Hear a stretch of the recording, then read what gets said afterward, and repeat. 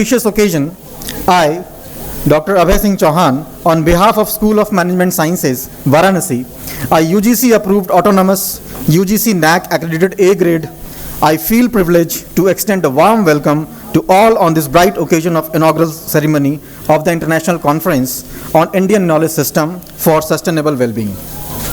In the words of Father of Nation Mahatma Gandhi, live as if you were to die tomorrow, learn as if you were to live forever. The above quoted lines should be in abundance with the management of time and continuous learning through various phases of life. So, not longing you further, let us first acknowledge the presence of Goddess Saraswati amongst us. Saraswati Mahabhage Vidye Kamal Lochane Vidya Rupe Vishalakshi Vidyam Dehi Namastute. With these words, I request all the dignitaries to light the sacred lamp as tribute to the goddess of wisdom and knowledge. Dignitaries, please.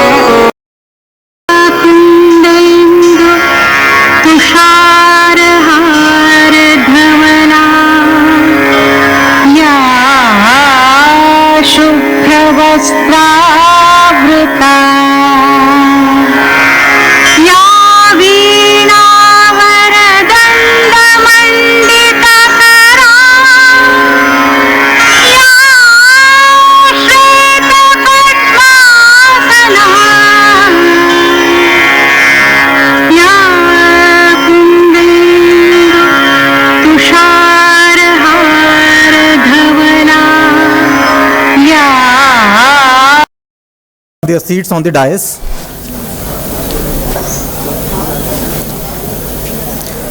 Revered guest of honor, Professor Rana P.B. Singh, former Professor of Cultural Landscape and Heritage Studies, BHU Varanasi. Professor Vinay Chandra B.K., Director, Center of Indian Knowledge System, Chanakya University, Bengaluru. Professor Badri Narayan, Director, G.V. Pant Social Science Institute, Allahabad. He will be joining us very soon. Right Reverend Eugene Joseph, Bishop of Varanasi. Shri C.M. Singh, former member, Public Service Commission, Uttar Pradesh. Professor B.P. Singh, Chairman, Governing Body, SMS Varanasi. Our awarding chief guest, Professor D.S.Chauhan, former Vice Chancellor, Dr. A.P.J. Abdul Kalam University, Lucknow. Conference Director, P.N. Jha. Organizing Secretary, Professor Avinash Chandrashubkar. Treasured invitees, referred faculties and participants, and of course, our very dear students. We are very glad to experience your esteemed presence here today. Thank you all. Up next, I would like to introduce all of you to our very renowned School of Management Sciences, Varanasi. Since its foundation in the year 1995 to the delay, it achieved the coveted A grade in NAC accreditation, followed by prestigious autonomous status granted by UGC. School of Management Sciences Varanasi has been relentlessly pursuing the ruthless path of growth and excellence, which resulted in the growing recognition and respect for this institution in the realms of industry and academia alike. The School of Management Sciences emphasizes ensuring a holistic personality development of its students. Our preference for the growth in all aspects is evident in our approach, which led to the development and establishment of various centers of excellence aimed at nourishing spirituality, entrepreneurship, innovation, research, as well as various clubs dedicated to providing a sound platform for sports, arts, and culture. We reiterate and rejuvenate our commitment to excellence at every opportunity, whether huge or dwarf, or making a sustainable difference in the ecosystem of management education. A flower is beautiful with all its contradictions, so delicate in form, yet strong in fragrance, so small in size, yet big in beauty, so short in life, yet long in its effect. We are pleased to welcome our guest with a symbol of righteousness and vigor. May I have the privilege of inviting Professor Rajkumar Singh sir to welcome our esteemed chief guest, Professor D.S.Chauhan with bouquet of flower.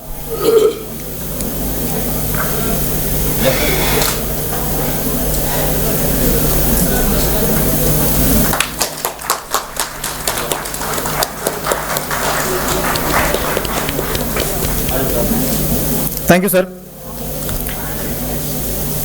Now, I would like to invite Professor Sandeep Singh, sir, for welcoming our guest of honor, Professor Rana P.B. Singh with bouquet of flower.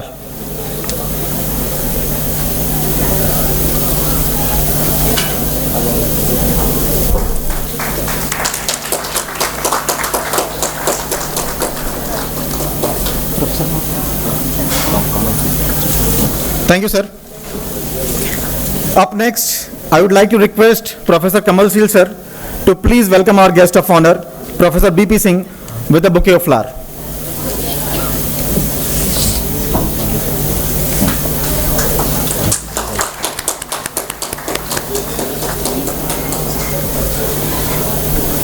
Thank you, sir. Now I would like to request Professor Sanjay Saxena sir to please welcome our guest of honor, Professor Badri Narayan with bouquet of flower. Okay. Okay, Professor Badri Narayan is right now not here. So I would like to request again Sanjay Saxena sir to please welcome our guest of honor, Right Reverend Eugene Joseph with bouquet of flowers.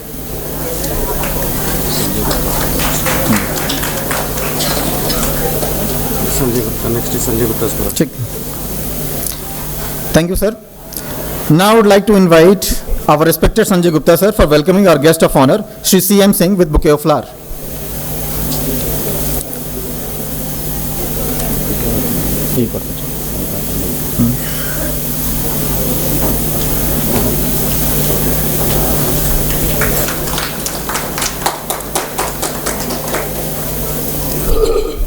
Thank you, sir.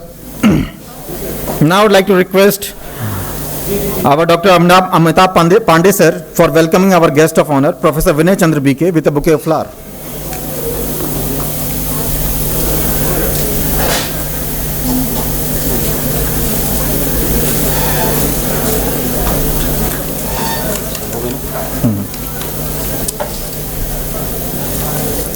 Thank you, sir. Thank you so much. One tree can start a forest, one word can frame a goal, one candle can wipe out darkness. A true leader has the confidence to stand alone, have courage to take decisions, and at the same time have compassion to listen to others. With these lines, may I take privilege of inviting Professor P.N. Jha, Conference Director, for the welcome address. Sir, please. Saraswati Mahamai विद्या कमल लोचनी विश्वरूपी विशालाक्षी विद्यांग देहि परमेश्वरी सिद्धे साध्य सतामस्त प्रसादा तस्य धूर्जटे जाह्नवी फेन लेखे व यन्मूर्धनि शशिनः कला सर्वा बाधा प्रशमनं त्रैलोक्यस्याखिलेश्वरि एवमेव त्वया कार्य मस्मद्वैरिविनाशनम। जय Ambe.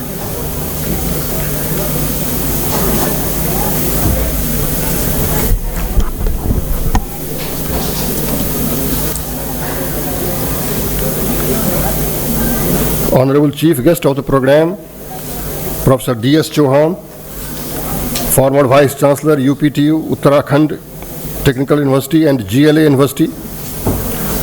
Venerated guests of honor, Professor B.P. Singh, former Head and Dean, Faculty of Business, Delhi School of Economics, University of Delhi. Professor Rana P.B. Singh, former Professor of Cultural Landscape and Heritage Studies, BHU. Professor Badri Narayan, Director, G.V. Pant Social Science Institute, Allahabad. Reverend Eugene Joseph, Bishop of Varanasi. Sri C.M. Singh, former member, Public Service Commission, Uttar Pradesh. And Professor Binay Chandra B.K., Director, Center for Indian Knowledge Systems, Bangalore. Executive Secretary, SMS, Dr. M.P. Singh, other distinguished guests and participating dignitaries, conference convener, Professor A.C. Supkar, ladies and gentlemen. It is indeed a matter of scholastic exuberance and immense satisfaction that School of Management Sciences, Varanasi, an autonomous college, accredited with grade A by NAC, and equally occupying an upper slot on the continuum of top 50 B schools in India, is organizing the 10th International Conference on the topic Indian Knowledge Systems for Sustainable Well-being. At the auspicious occasion, I take the opportunity to extend a tempestuous welcome to all of you. For the SMS Varanasi fraternity, it is a matter of plural honor to witness the galaxy of erudite intellectuals once again. Friends, SMS Varanasi has been a genre apart among the peer institutions in as much as nurturing the intellectual and academic strivings, co- and extracurricular activities, outreach initiatives, and civic engagement quite sincerely as a globally sensitive organization, and further provides a context that enhances professionalism, humanism, and social responsibility of a high order, with a view to meticulously honor the set of daunting challenges before a new age B school in maintaining desired level of professional impeccability. SMS Varanasi regularly undertakes a comprehensive introspection as well as environmental scanning to ensure that no emerging issue of academic significance could escape its intellectual radar. And this is the putative singularity of the institution's ambrosial salience. Guided by its societal hortatory obligations, SMS is once more standing before you with a grave issue in order to seek your cognitive involvement, to look into the matter and come out with your respective modeling for addressing to the present matter of national and global significance. We have been extremely conscious towards making honest contributions in terms of both the creation and dissemination of the relevant knowledge inputs by providing creative platforms to the teaching learning community, corporate captains, policy makers, and other pertinent stakeholders for making needful deliberations in order to address to any issue of considerable prominence. Apart from a regular organization of national and international level conferences, the institution equally provides various other intellectual channels by regularly publishing 4 biannual research journals for giving proper impetus to this great cause. These journals include Management Insight, Purushartha, Computing Trend, and SMS Journal of Entrepreneurship and Innovation, and are already indexed with Scopus Elsevier and UGC. The present international conference, 10th in the row, is being organized under a similar spirit within the aforesaid landscape of SMS Varanasi. The conference topic primarily revolves around Indian knowledge systems. Basically, knowledge is the fact or condition of knowing something with familiarity gained through experience or association. In Srimad Bhagavad Gita, Lord Krishna tells Arjun that knowledge is the great purifier and liberator of the self. In the contemporary context, we know that our Indian Republic has already crossed the life expectancy of an Indian. But rapid changes, both within and outside India, in respect to politics, economy, technology, environment, demography, and aspirations, portend a future that will be very different from the past. While one cannot foresee the future, one can at least try and be better prepared for it. And knowledge is the key to that preparation. Indian knowledge systems cover an inexhaustible myriad of areas and disciplines, including mathematics, astronomy, philosophy, yoga, architecture, medicine, agriculture, engineering, linguistics, literature, sports, games, as well as governance, polity, conservation, etc., which cover diverse aspects of the universe and whose vision penetrates deeply into the humanity's perennial questions. Our classical scriptures, including Vedas, Puranas, Upanishads, Satpat Brahma, Ramayana, Mahabharata, thoughts and philosophies of Valmiki, Vedavyas, Yagyavalk, Charak, Vatsayan, Tulsi, Kabir, Charvak, Kalidas, Tansen, Kautilya, Aryabhat, and etc. constitute the ceremonial storehouse of this huge pool of knowledge. Albert Einstein had once remarked, "We owe a lot to the ancient Indians, teaching us how to count, without which most modern scientific discoveries would have been impossible." Though India is a multilingual country with dozens of languages having their own scripts, vocabulary, and grammar, it is remarkable that most of the above mentioned literature has been composed in Sanskrit literature, a language with the richest vocabulary among all the languages in the world. The conference provides a platform to plural stakeholders to present and discuss their opinions and research works in the domain of Indian knowledge systems and their relevance in modern times. It is equally an attempt to identify and highlight Indian knowledge practices lesser known at the global level. It further carries a spatial orientation towards today's youth in order to make them aware of the rich ancient Indian knowledge, wisdom, and culture, with a view to instigate them to learn Sanskrit language, the path to reach the majority of the Indian knowledge reservoir, so as to enable them to sail their lives in a more blossomed and protected way during the days ahead. With an exulting reverence and a deep sense of gratitude, I once more take the opportunity of welcoming you all to this mega event and wish the cerebral meet a grand success. Thank you.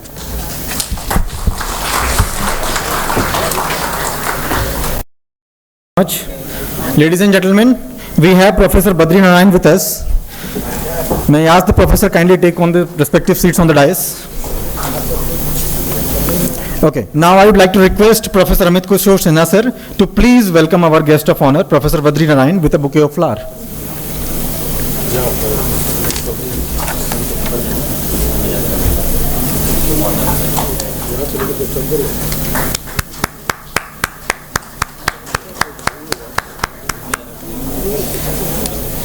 Thank you, sir. Coming together is a beginning, staying together is progress, and working together is success. Great leaders harness personal courage, captures the hearts and minds of others, and empowers new leaders to make the world a better place. Let me have the privilege to introduce our guest of honor, Professor P.B. Singh, Rana P.B. Singh, sir, former Professor of Cultural Landscape and Heritage Studies, BHU, Varanasi.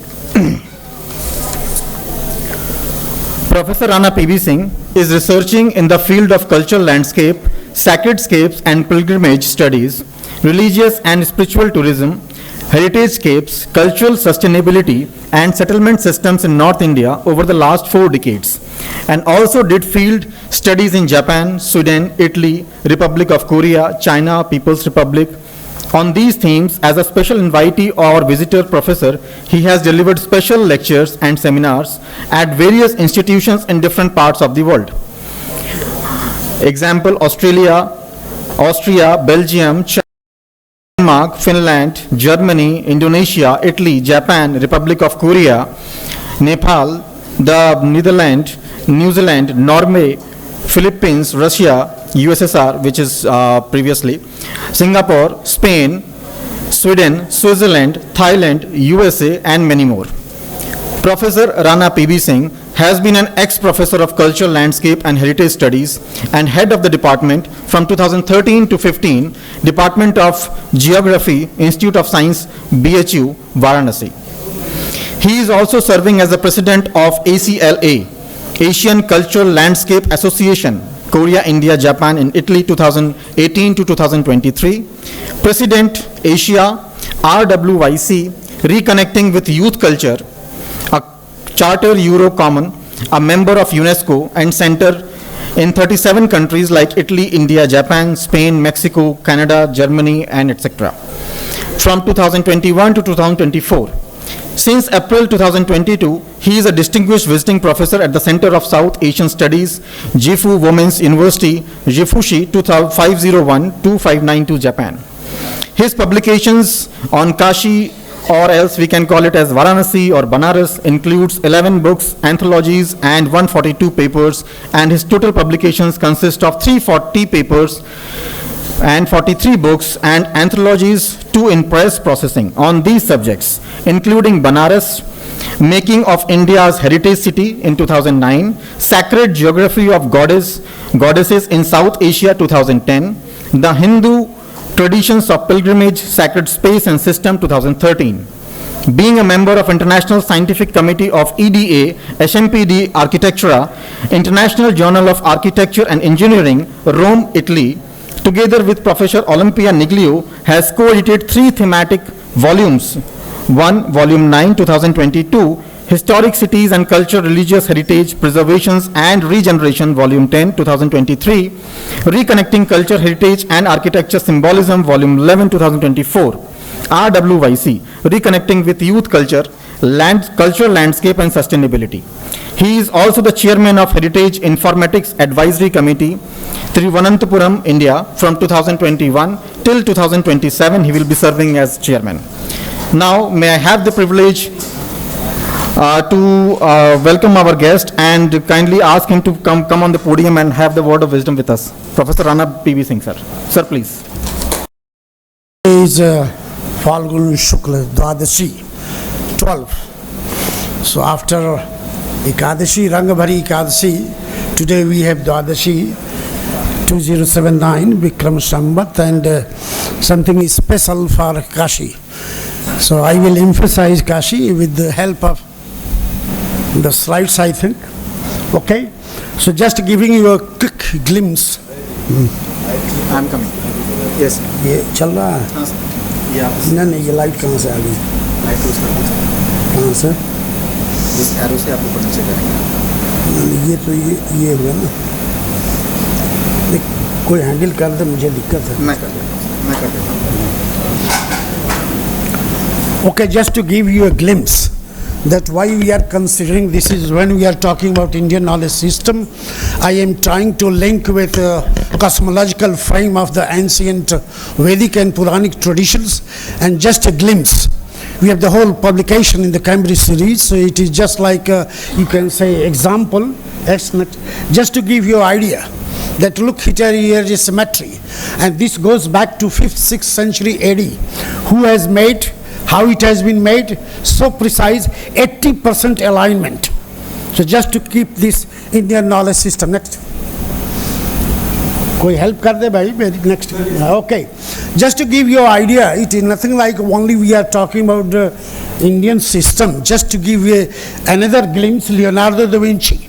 So you can see his image and his own drawing, right hand side, and then compare with the Varanasi and the Indian knowledge system, that how this number 108.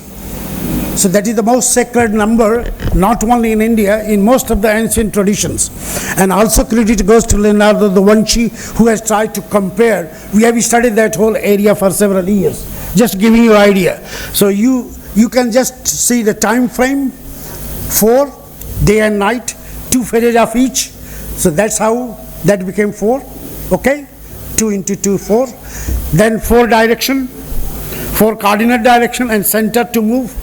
9, okay, and the 3 realms, Akash, or you can say Swarg, this realm, and underground, multiply all 108. There are 108 explanation. We have all these are existing already, but we have never thought only muttering that count, numbering. So it is not like this. This gives you the link from humanity to divinity through the numerical system and pilgrimage system. Next. This is again that how propaganda from the West, the Shiva Linga is erotic symbolism. Rarely people try to read Fridge of Capra Tau of Physics, 1975. There is a full chapter describing this is not Shiva Linga. This Shiva Linga mandala, the whole cosmic reality and all the quantum physics theory dealt with Shiva Linga. So we have to know that these are code words, metaphorically said like this, but you go in depth, then you can find the whole understanding is this. So here is a wonderful example when we are talking about Indian knowledge system, how East and West meet. Simple example, you can see the center portion. The lower side is 3 plates. There are 108 types.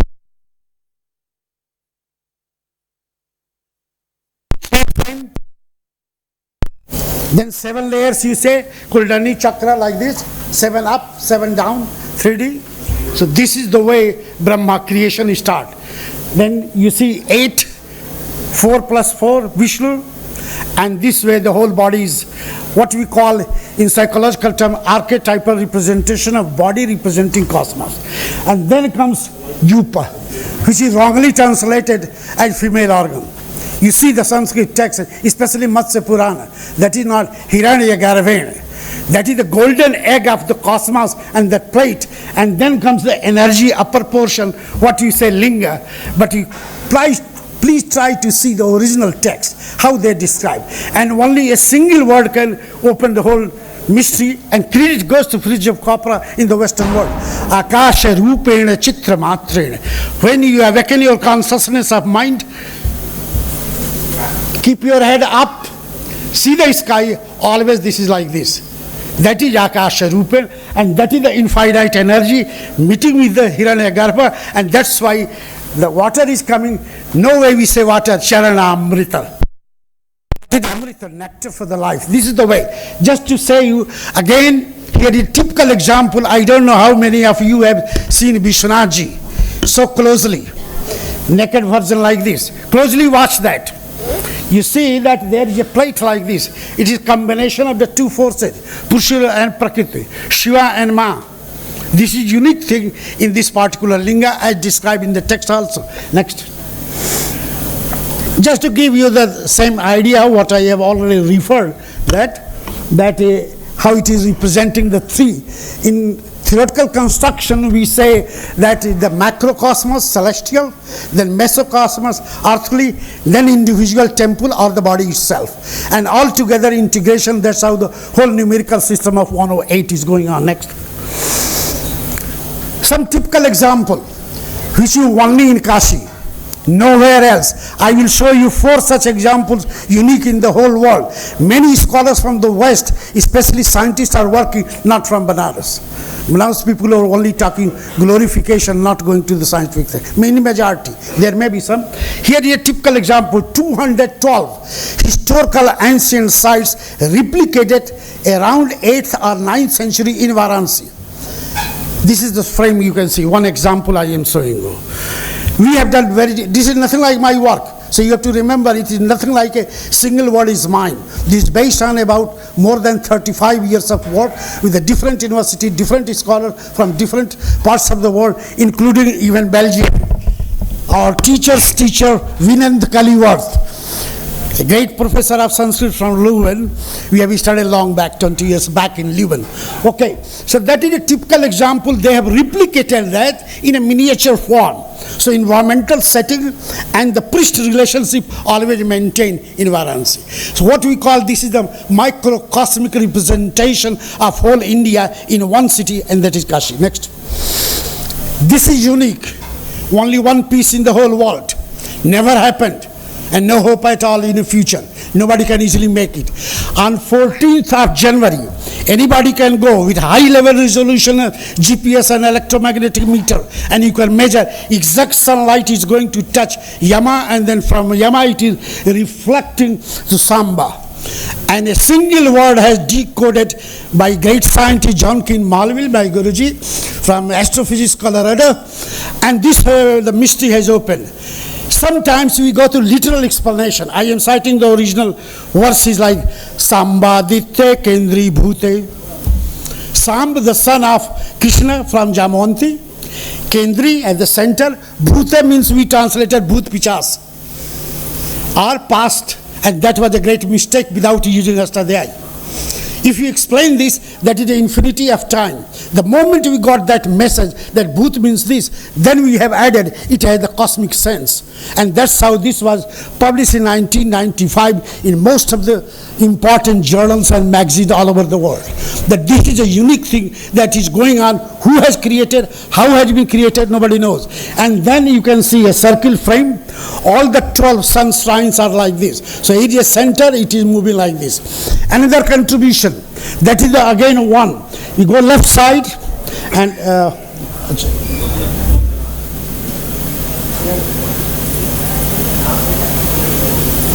so it links from Lonarka to Uttararka. Uttararka, the early sun. Draw the line, first time in the history of science that we got exact plotting of northern route, that is the cosmic north. That is already published in NASA report. Okay, that project was sponsored by NASA and National Science Foundation. So this is the unique thing that is a part of the ritual tradition. People are worshipping. But the moment you go in depth, then you can understand the deeper meaning behind that, how we can relate, human can relate to the cosmos. This is a typical example. Lolar Kund is another example. Next. That is the example, southernmost, from where the center has been measured. Again, you can go on 14th of August. You go to Lolar Kund and see the sun rays exactly following a particular line. That history goes to 5th, 6th century, according to our dates. Not historical date. It is astronomical calculation through the Smithsonian, etc. So that is another unique thing. Who has built this? We know only repairing things that this king has done. Here is an inscription, here is a text. But there is something beyond that. Okay, next. That is another perspective that generally we say there are 84 ghats. Lakh Chaurasi, Janam Gavayo, Kabir, etc. Those who understand a little bit Hindi, that in the 84 lakhs of organic species a prana has to follow on. That has been converted into 84 ghats. Okay, not easy that you can do all the rituals at 84 ghats. We have never found a person who has continuously done this. Not possible. Then they have tried to reduce in the 5. Panchabhuta, the 5 gross elements related to the 5, and you can say left hand side how the body has been fixed, body of Shiva and the 5 ghats. Again, study is going on that what electronic magnetic waves are going on, why that 5 have come. How? It is nothing like only symbolism. It has something deeper meaning. Next. These are just to have a glimpse of the ghats. Next. This is a typical example of 16th century text, Brahmavayartha Purana, Kashi Rahasya, that describe in the 4 division of time, Yuga, that is Satya Yuga, Treta, Dwapar and Kali Yuga, how Kashi has developed. So that was a metaphorical description. When in scientific level we try to study the histogenesis of landscape, I am citing only 2 results. You see the second Treta, that is a hypothetical diagram, what it described in the text, 16th century, that was Akbar period. And now you see here is a GPS circle. It is about 99% correct. The most important thing is that text described 96 sites on the circumference and we find 100% correct. All the lingas are exactly, buildings fallen down, upper portion fallen down, repairing made, but the original linga are image exactly in the same way and all turning like this toward the center. This is all published. You can just put my name or Malville name and you can get all these things. So this is just example. This type of knowledge, we call it landscape geometry, that was so unique in Indian text. Next. Panchkoshi Yatra, which is one among the 3 in the whole world. The most important and popular, that is called Santiago de Compostela, okay, into France and Spain. That goes about 1,885 kilometers journey. From 1 day helicopter and then you can go 60 days just to walk like this. That is the first. Second one is Shikoku in Japan.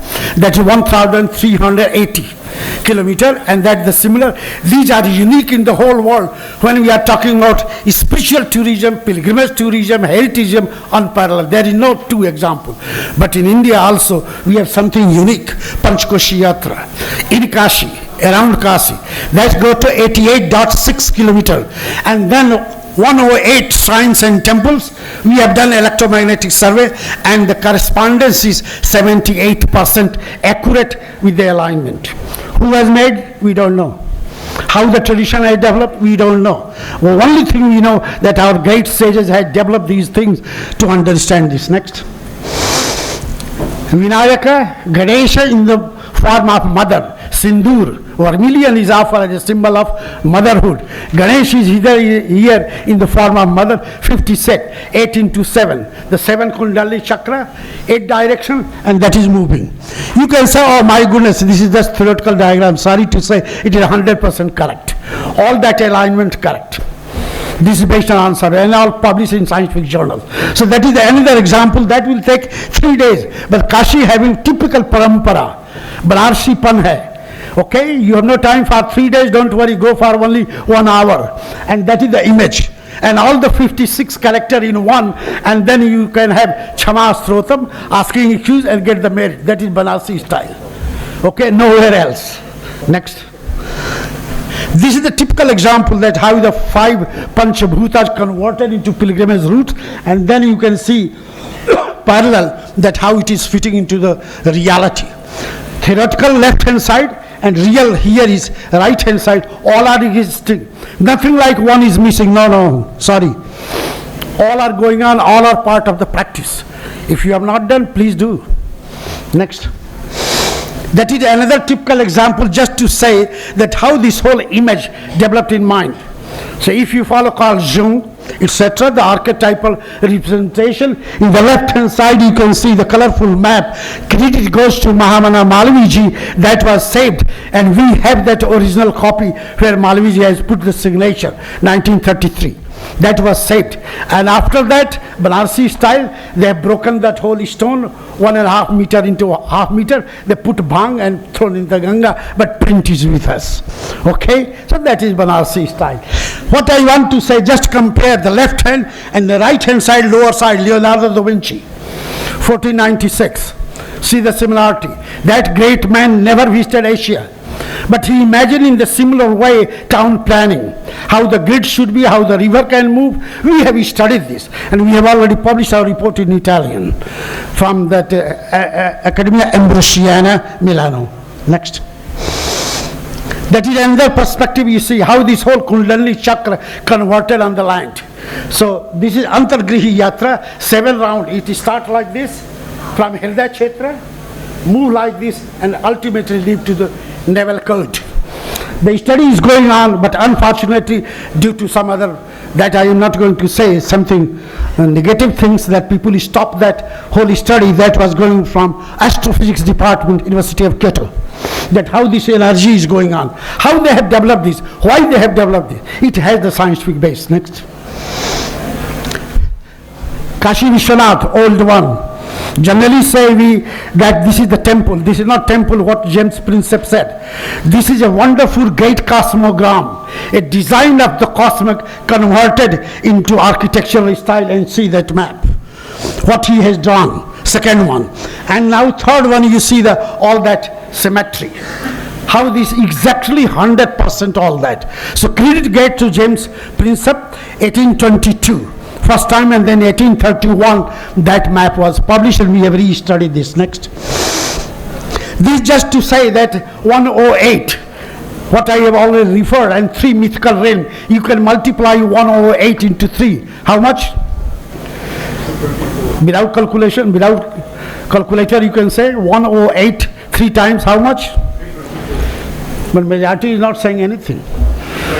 Yes, exactly, that is the number of Shiva, and that is the number of Parvati also. Without that feminine spirit, no way can go. But in exact real sense, only 96 exist today, but the name changes in different, and that's how counted 324. 324 Shiva form and 324 form of Parvati or goddess or Shakti, whatever, different form. So we have plotted all this and then tried to again study the divine forces, electromagnetic forces, and a great theory first time. In Asia it has been proved. In religious literature you can see the third diagram, that the moment you go from out to inner, the intensity is going to be so dense. That is simple law of class theory, theoretical physics.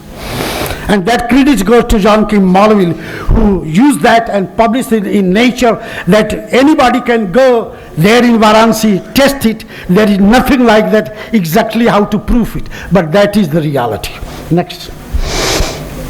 This is one among the 3 such buildings in whole Asia. One is in Varanasi, 1815. Each inch of space and brick based on the tantric system of the whole body. You can see the lower side body, then the plan and how it is looking like. Credit goes to ASI UP, that they have now modified, repaired, now saved. Now this is part of the heritage tourism. Next. Another, Ram Leela Ramnagar, the only one piece in the whole world based on the environmental theater. This is nothing like stage like theater. 7 books written by New York University Professor Richard Schechner, and he has started 7 days program in New York State University campus for this. 31 sites in the same manner, all the Leela is going, and the people are following that. Nothing like modernity. That is the unique things of Indian knowledge system. Of course you can say that in early 19th century, but based on the ancient text. Next. That is another typical example, what I have cited, that most of the important sites replicated. This is another example of Jyotirlinga. The lingas related to manifestation of light. They are 12 in India level, then transferred, you can see in left hand side, then lower side only one temple, and all are replicated in the same manner, and all having alignment in that direction. So we have gone to those places, and through the electromagnetic survey all has been tested like this. Next. This is another example, Bharat Mata Mandir, the only one piece in the whole world. Verticality, horizontality, 9.6 times that. Anywhere you can go, 1,300 pieces of that, and you can measure the size. That is exact. Mahatma Gandhi has inaugurated that. That is in Varanasi, but we are Banarsi people. If you closely watch the wall, most of the paintings lost. And we wrote so many funny things. I love you, Gita, come on, these, then rub it and all that. That is Banaras. Anyway, next. Now 2-3 more examples. This is the example of Gaya. Mostly we talk that is the city of ancestral worship. But this is another cosmic. There are 3 such unique cities, that is Prayagraj, Allahabad, Kashi, Varanasi, and then Gaya. This is the example based on the solar shine and impact of the rays, how they make the mandala, the 3 layers, and then measurement of all the rays, how they are linked together. Next. The best known example in India is Chitrakoot. Typical example based on Ramayana, Valmiki Ramayana I am citing, there is a description of Chitrakoot Mahatmya, and that described how Rama was sitting there, how Bharatji met there, where was Valmiki, and that goes to 27 kilometers distance. So from the Valmiki center, that is second you can see left hand side the top, and then it goes like this. When we have measured, it is 100% correct. The way that has been described, we have decoded and correct. What knowledge was that? Remember, that is Valmiki Ramayana, Chitrakoot Mahatma. Next. Next, chaliye. Close by now, 2-3 more. Just Vindhyachal. We go to temple, one temple, and then worship and come. Never try to understand that what is behind that. Look at this triangle. The red triangle is mother, goddess. Blue is Shiva. That is exact hexagram. So we studied 51 temples all over India, and then we have tried to see how it can be replicated in the landscape of Vindhyachal. You can cross both the triangle, and the center is the ashram. This is naval code, like this. It is whole archetypical representation what once Carl Jung has talked about India. This is a typical example of goddess worship, linking whole India into one cell. Next. That is another example, Khajuraho. Always we talk about Khajuraho, why to go Khajuraho? To see that all that erotic scene, blah, blah, blah, and then you go see the image. Sorry to say, that image has only 7%. You have never tried to see the whole landscape. This is a typical example. Shivratri is coming. We have studied 7 years on all the Shivratris, okay? With all that radar system. See the example, first map, left hand side, center. That is just like the peak, and there is a small crystal something there. Sun rays will come on the day of Shivratri, and that it reflect, and that goes on the 21 sites exactly there. This is the way. The greatest mystery in the whole world perhaps, that how the Shivratri is linked to this one. This is a typical example. Whenever you are interested in all this, you can put that and you can get that scientific papers all free. Okay, next. Another example, Khajuraho, that is Kandariya Mahadev, just to go give you the little bit reference. Next. This is another one piece in the whole world. The only building in the whole world, there is nothing like inside any depth. This is start from the surface. 3 times earthquake, nothing happened in that, while 50 buildings fallen down, and that history goes to early 11th century. How that has been made? That is Brihadeshwara. Next. Okay, you all know Kumbh Mela. World record 105 million, that is 2019.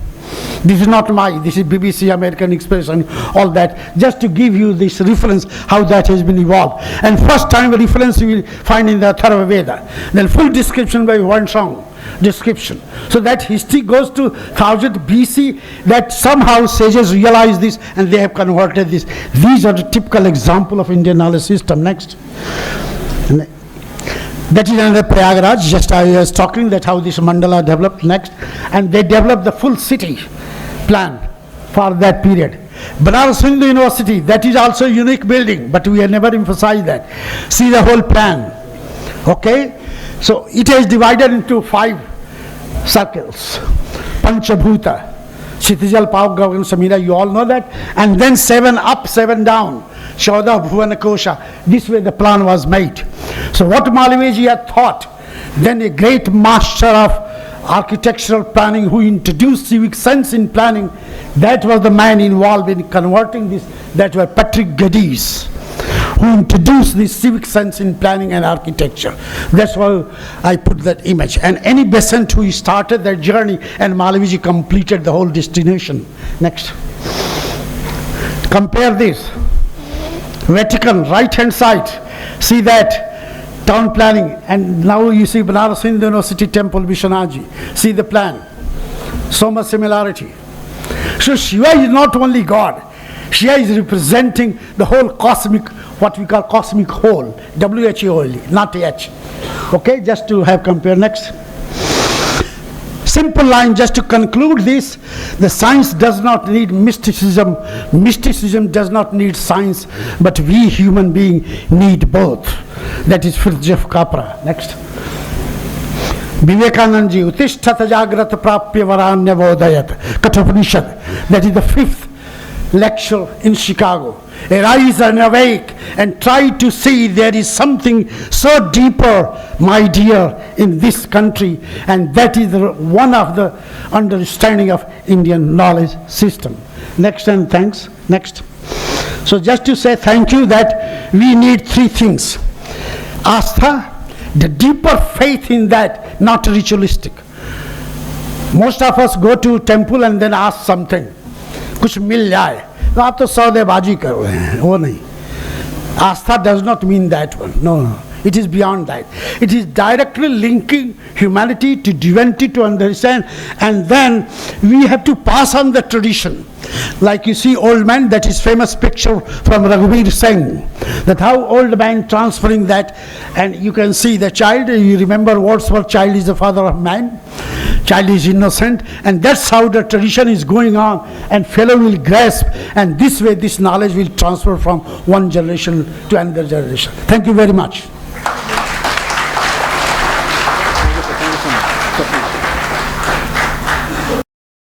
Thank you so much, sir, for sparing your valuable time and delivering such an enlightening speech. Success is not an accident.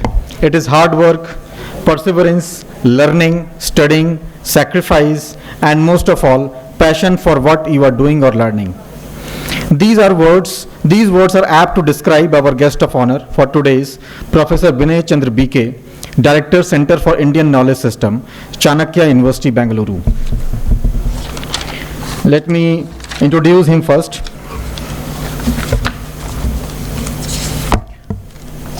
Okay.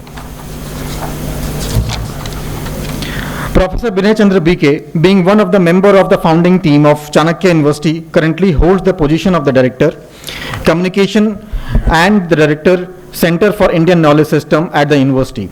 He also serves as the Joint Secretary of CES, the sponsoring body of Chanakya University. Vinay Chandra B.K. is a co-founder of Indica Yoga platform that offers authentic, immersive and transformative yoga experience across the world. Recently, he has set up Ritambra Retreat, an idyllic space for contemplations and learning close to Bangalore city. With these words, may I request today's guest of honor to address the gathering, please. Sir, please. Sabhaye Namaha, Sabhasadbhyo Namaha. It is indeed an honor to sit among the Jains and to be able to present my views on this historic occasion. Historic, not because it's just a beginning day of a conference, but it's historic in terms of the focus this is trying to bring. Sustainable well-being. I think these would be the watchwords of the present to the future. What is sustainability? What is well-being? How do we attain it? What does it mean to us? What is the impact it would have in our personal lives and lifestyles, the choices that we would have to make in the near future? I think these are some of the pertinent questions that this particular conference would push us, nudge us to think about. So with this, I would like to once again thank the organizers, the School for Management Sciences, which has thought through these details and also established in 2003 itself a center dedicated for spiritualism and human enrichment, much before many other institutions have thought about it. In fact, these are like a fad in these days, but about 20 years ago, to having envisaged such a thing and ventured into it, also come up with a journal like Purushartha, which is such an apt name to push us to think on those lines. I think this institute has been making tremendous contribution to the thinking that would pave way for future. So with these words of gratitude, I would like to focus on each one of these terms that we have put together here. Indian knowledge systems for sustainable well-being. What does it mean? What do we mean by Indian knowledge systems? I think this is one of the primary questions many youngsters might carry today.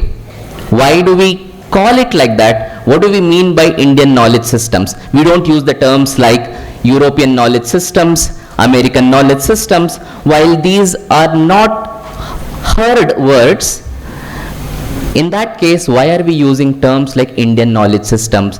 Is there something that exists in the format of Indian knowledge systems? I think this is something that we really have to apply our mind into. We are given to understand, there is an impression that we carry that knowledge is universal. While yes, it may be so in the cases of hard sciences, when you take astronomy, when you take physics, when you take some other hard science, yes, to a large extent, it is universal. However, when you look into softer sciences, this is not the case, while we are made to believe so. There is a context in which knowledge takes birth. There is a context in which knowledge grows. There is a context in which knowledge expands into universalism. While we focus more on the universalism, we forget the context and genesis of that knowledge. I think this is where this particular focus of Indian knowledge system is trying to bring about. But let me start with this question, what do we mean by that? Then I'll take up other two questions, why and how. Probably this would be the summary of my presentation here. By Indian knowledge systems, we refer to that civilizational wisdom that has been developed over few millennia in this part of the land.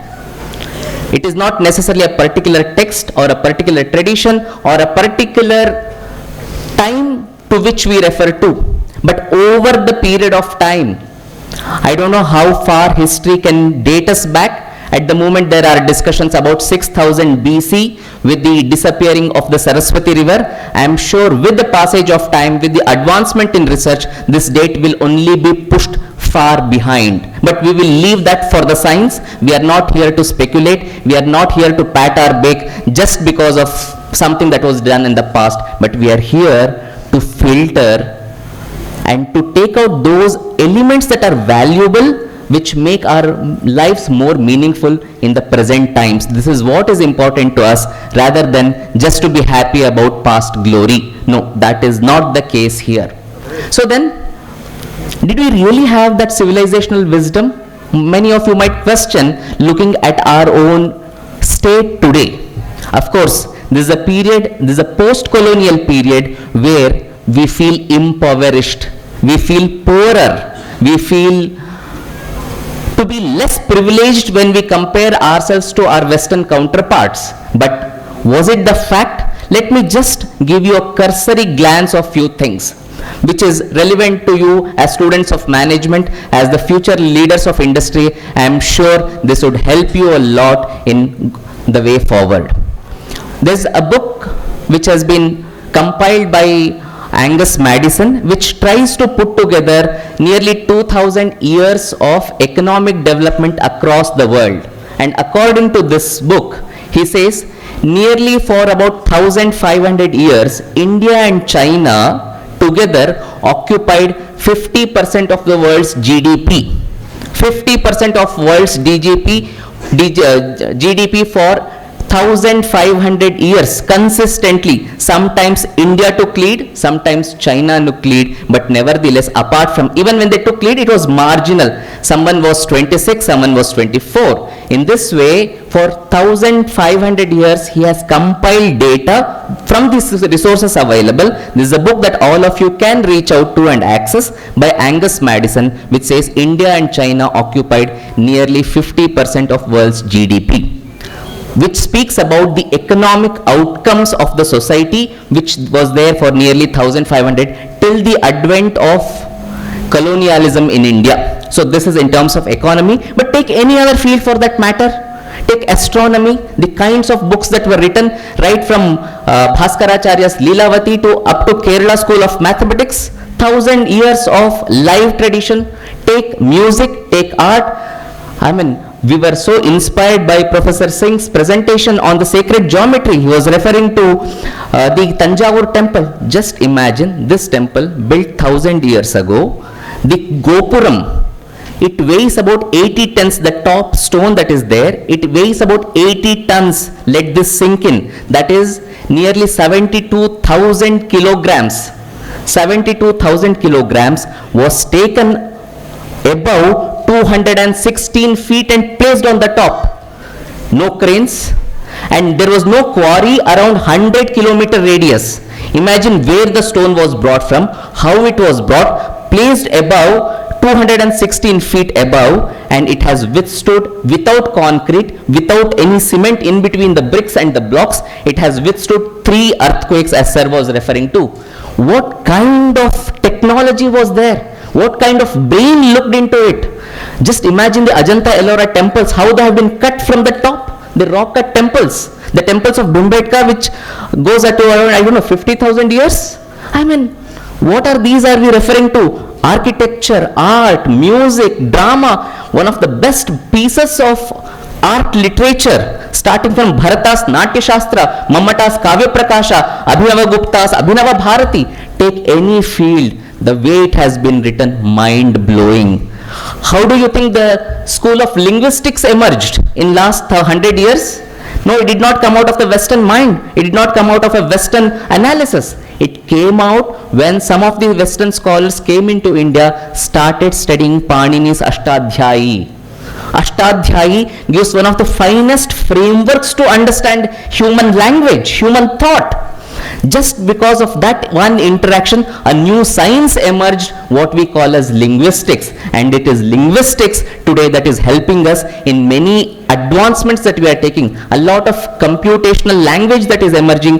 How does a syntax work? How do you make meaning of a sentence? Where is the purport of the passage that you are referring to? Where does it all come from? It comes from the linguistics framework that has been provided. And Panini's Ashtadhyayi, it is a creation of magnificence. It is just a short book of 3,896 verses. They are not even long statements.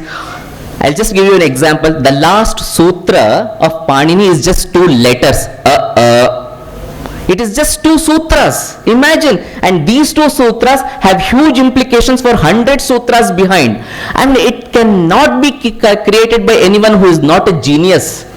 So linguistics, you have Panini, you have Ashtadhyayi, you have later what is called as Mahabhashya, the great commentary by Patanjali. You take the field of Ayurveda.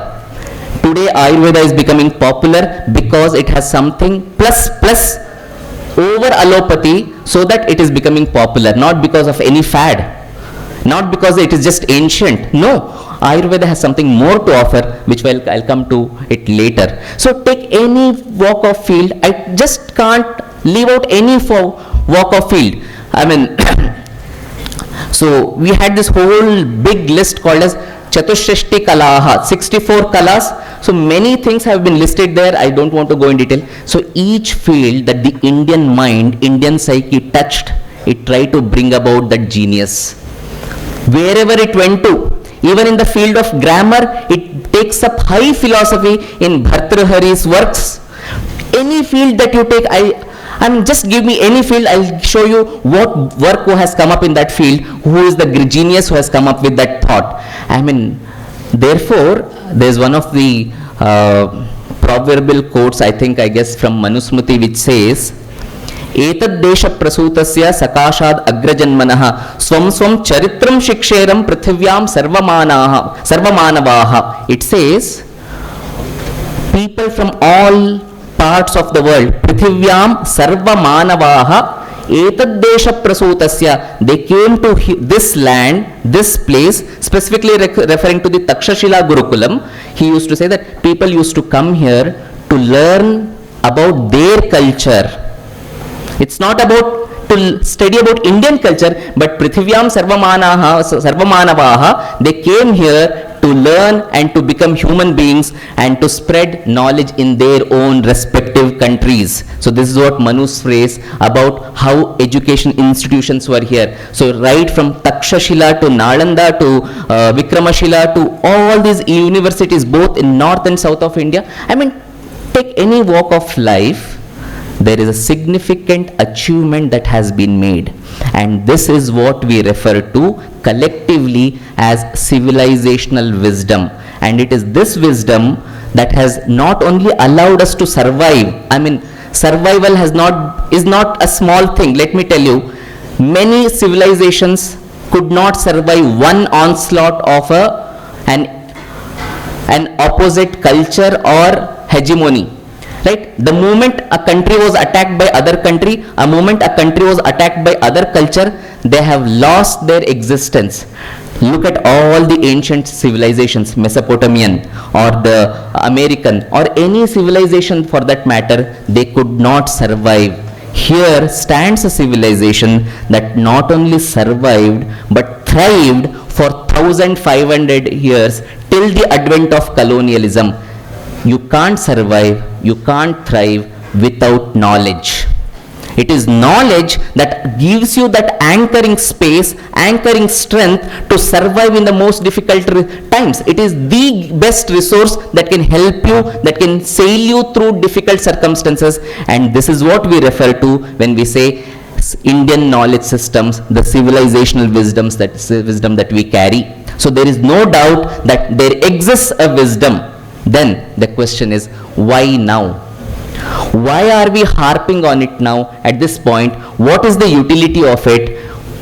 Is it relevant to us at all? Is perhaps the next big questions that most of you as youngsters would carry in your minds. So let us look into what it allows us, what it offers to us point by point. First thing, I think as any critical mind would do, as any thinking mind would do, we would want to look into the past to see what is useful, to filter it and bring it to the present so that we don't reinvent the wheel. It is already there, let me make use of it. So this is one first common sense answer as to why we need to look into the past. Point one.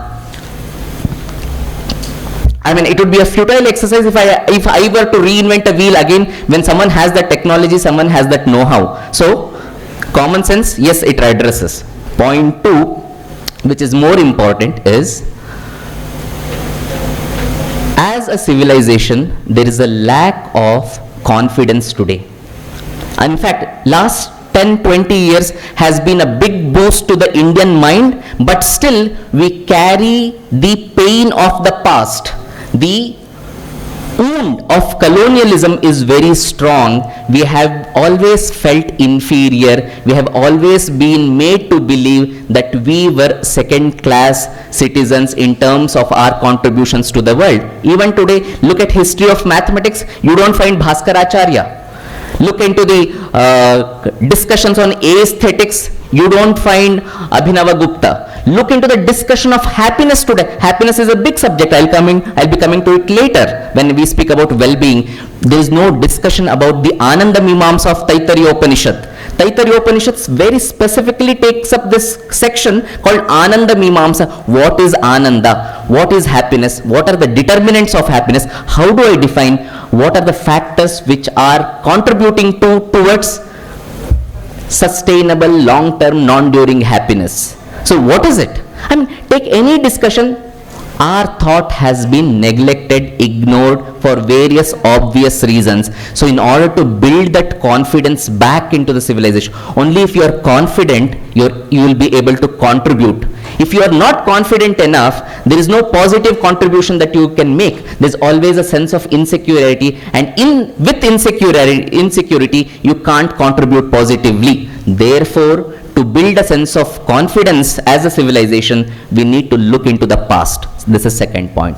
Third, which is even more important, is that we are made to believe, as I said, that knowledge is universal. No, knowledge develops in a context. Therefore, we need to have alternative understanding of things. the Euro-American way of looking at things has been shown as the way of looking at things, which is not the case. I'll explain it by an example where how a human being is understood in the Indian context, how human being is understood in a Western or in certain schools of Western schools of thought. I'll come back to that later. But to make knowledge more democratic, to make knowledge more representative, I think we need to have alternative views also properly expressed. Therefore, Indian knowledge systems is required. Fourth one, which is the most important, is when knowledge has been presented, it has been built over a certain hierarchy. Therefore, certain things become the reference point for all things. This is the quote from Claude Lévi-Strauss, who is one of the well-known anthropologists. He says in some place, please don't think anthropology is as neutral as other sciences. I'm not quoting him verbatim, but this is a summary of his quote. He says, anthropology is the science, is an outcome where the conquered is studied by the conqueror. The study of the conquered by the conqueror is anthropology. This is what he very clear. He had that integrity to accept it. When I study your culture, I am not studying to understand what perhaps contribution you can make, but I am studying to understand, why is this fellow like this? Why does this fellow behave like this? There is something bad in their culture. With this set of prejudices, I have started to look into the other culture. This is exactly the way anthropology started and moved and developed, and all the social sciences that we study today, right from sociology to economics to every branch of modern social science is an emergent science of anthropology. So if anthropology is corrupted, everything that emerges out of it is corrupted. Therefore, in order to break out of this knowledge hierarchy that has been imposed on us, we need to have this alternative approach. This is not only for Indians. There has been a huge impact, pain that has been inflicted on other nations too. The entire African set of nations, they will be made to believe they are inferior to a Western community or a Western country. Why? This is because of the same knowledge hegemony. Most of the colonial countries carry this pain with them. This is a centuries of pain. Though colonialism was there for maybe 200 to maximum 300 years, they have left a scar which can carry for at least another 500 years. Therefore, in order to break this monotony, break this hegemony of knowledge, we need to have alternative views, and the best case who can lead us in this way forward is Indian knowledge systems, because you have concrete knowledge systems, frameworks, deeper insights which is readily available to you. So this is the foremost reason why we should get into Indian knowledge systems. So with this, we have looked into what and why. Let me come to the last part, how. And here when I come, I'll just focus on one particular discipline of psychology, specifically focusing on well-being. So this brings to the third component of our title, sustainable well-being. What does it mean? What does well-being focus upon?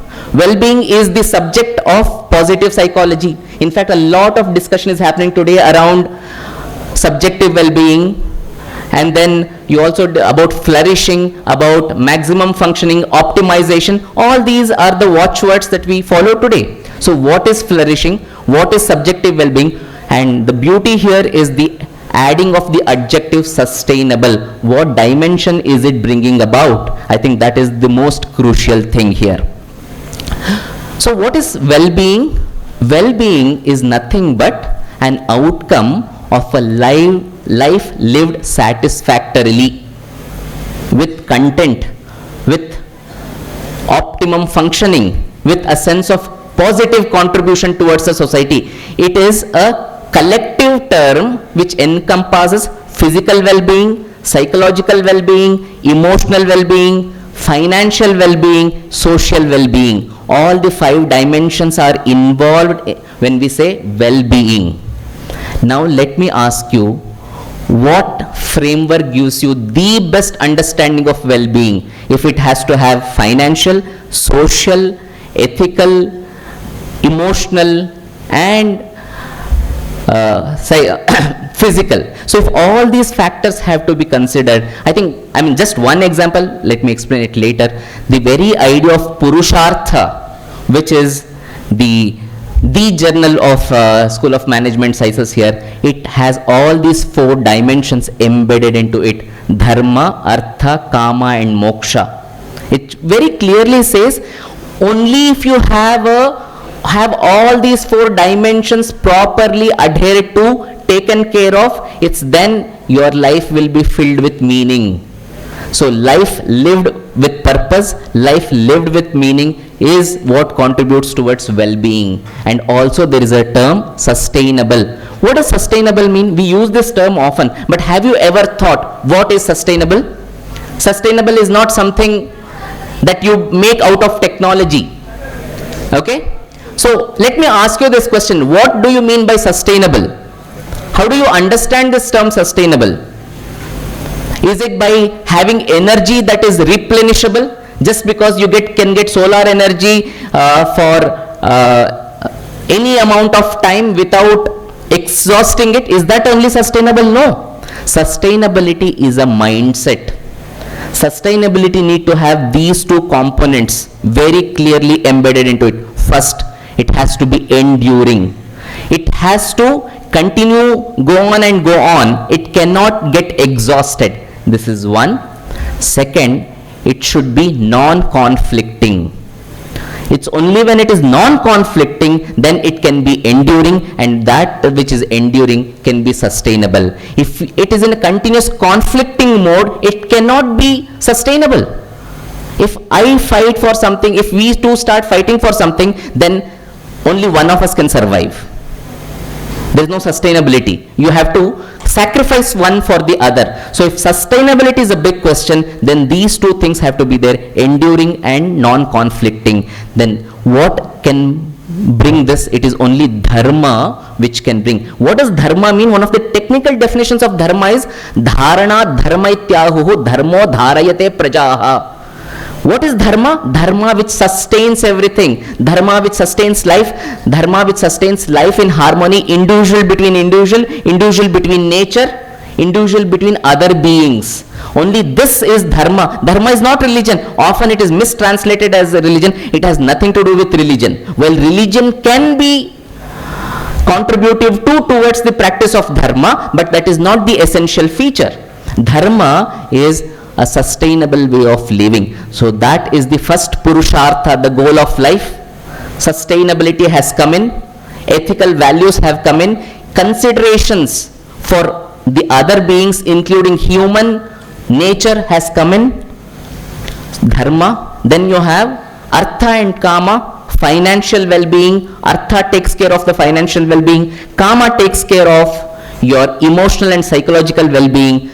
It is moksha. Moksha, I mean, don't get lost into the highly spiritual concept of leaving everything and taking up to sannyasa. No, that is not what we are referring to when we use the term moksha. Moksha specifically refers to the psychological phenomenon where you outgrow certain needs. Growing and outgrowing is part of your development. You grow by consuming something, but at some point of time you also outgrow those needs. Perhaps as a young kid I would have thought that how can one say no to ice cream, right? It is so much that you want always, but today I said it's enough, acha, it's good, I have had it, I don't need it anymore, or once in a while it's okay. So to outgrow the need. So as human beings focused on human enrichment, human development, we should really emphasize this part that we need to outgrow certain needs. This is what progress is all about. Progress is not consuming more and more. It's as you grow, consuming less and less. Okay? So this is outgrowing. Outgrowing is required for everyone, not only someone who takes a sannyasa, not only who takes a spiritual vow. No, outgrowing is necessary. If things have to be sustainable, then my consumption has to reduce over a period of time. How simple I can lead my life is a very big question, right? So that is the fourth component, moksha. So all the four become extremely important to have a meaningful life, and it's only the life lived with meaning, life lived with purpose is what contribute towards well-being. And therefore, I would like to say that there is no other school of thought in the entire world, and I can vouch for it, and it is not just a claim, it's not an exaggeration. The way Indian mind has invested itself into the subjective well-being, there is no other school of thought in the entire world which has come up with so much of wisdom, not just wisdom, but a systematically developed science through which one can arrive and experience it. And this is where significant contributions of Indian knowledge systems is possible. And let me just give you 5 points what I mean by it, and then let me conclude. Point 1, Indian psychology.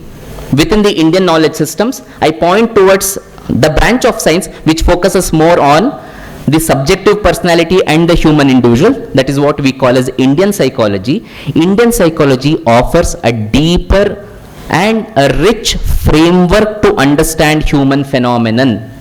Human phenomenon is not a material emergent. It speaks about consciousness. If there is one thing that through and through, right from the Vedic verse to the Upanishads to the later text to the Gita, all these texts have emphasized is the understanding of consciousness, Sat, Chit and Ananda, the Chit part. Okay, consciousness is core to the human understanding of, to the Indian understanding of human being. Let me not go into the detail at the moment, but while the Western psychology understands human being as a material being with consciousness as a function, Indian psychology, it completely looks the other way around. It says this is consciousness which has a material existence, which has a material envelope. So this is a completely different perspective here. So this is what I mean when I say Indian psychology offers a deeper philosophical foundation and framework to understand the human phenomenon. This is one. Second, methodology. It is extremely important in any field of science. What are the methods that we use? What is the epistemology that is there to understand? What happened in Western psychology? Those who are the students of psychology will appreciate this fact that when they started off understanding the human mind, they had methods of introspection, reflection, but they felt these are useless, so they completely dropped. And finally they said we will study the behavior. Therefore in psychology we have a very humorous statement. Psychology started as a science of soul, then it became the study of mind, and today it has become the study of behavior and lost the soul. Okay, the focus is completely stopped. Mind is nowhere in question. Today all you speak about psychology is the science of behavior. How does a consumer behave? Which is in fact a big subject, consumer behavior, right? All the marketing moves on that. Why? How do you arrange a supermarket? It is based on the consumer behavior. What a consumer will pick up, how he will pick up, how do you make him buy more, how do you make him want for more. I mean, instead of reducing from more to less, you are making him to buy more and more, right? So this is all about epistemology. How do you understand? And I think this is where Indian psychology has significant contributions to make. What are the methodologies involved? The entire section on dhyana, the ways of meditation, introspection, looking into reflection, what we can call as rigorous subjectivity. I think this is an important contribution in terms of methodology that Indian psychology can make. Third one, some important theories about understanding of self and personality. The very understanding of Panchakosha, multi-layered human personality, start from the physical layer to the spiritual layer. It has such deep understanding of human being. You are not just one layer, you are not just a material layer, you are not just an energy layer, you are not just a psychological layer, you are not just a deep intuitive layer, you are not just a spiritual layer, you are a combination of all these 5 layers. Roughly I can put it against Maslow's theory of hierarchy of needs, starting from the physical biological needs all the way up to the highest need. In fact, he comes up later with a theory which even psychologists and management people neglected, which is the theory of self-transcendence. That's a different thing. But coming back, so this Panchakosha theory has deeper insights. The fourth one is the theories containing to some subtle aspects of depth psychology. How do we understand the layers of the mind? Yoga Sutra text is nothing but a beautiful text of psychology which helps you to understand what does vasanas, the samskaras, how do they operate, what are the modes in which they operate. Rich information in when it comes to yoga. Yoga is not just about doing asanas, that is just one small component. Yoga is more about how do I understand human mind. And lastly, it not only gives you the philosophy, it not only gives you the foundation and the framework, it also offers you a good set of tools, equipments, practices and technology as to how you can work yourself in terms of applied psychology. Raja Yoga, Bhakti Yoga, Jnana Yoga are not just names. They are specific psychological ways which has rich repertoire of tools and techniques as to how you can work on your mind and elevate yourself to grow and to outgrow. So these are the 5 areas in which Indian psychology significantly contributes. So with this, I would like to conclude that of all the areas, psychology is the richest in which IKS can contribute, and especially specifically to subjective well-being, and that too enduring or rather sustainable well-being. Therefore, it is important for students of management, for students of social sciences to start looking into Indian knowledge systems.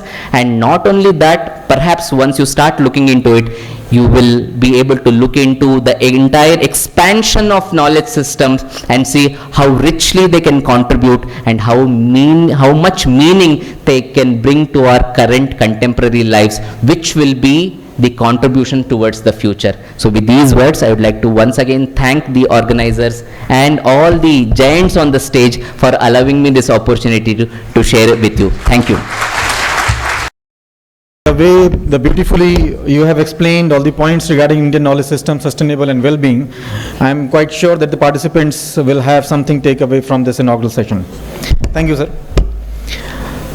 According to John Quincy Adams, if your actions inspire others to dream more, learn more, do more, and become more, then you are a true leader. These words aptly described our guest of honor, Right Reverend Eugene Joseph, Bishop of Varanasi. So let me take an opportunity to introduce him, Right Reverend Eugene Joseph, sir.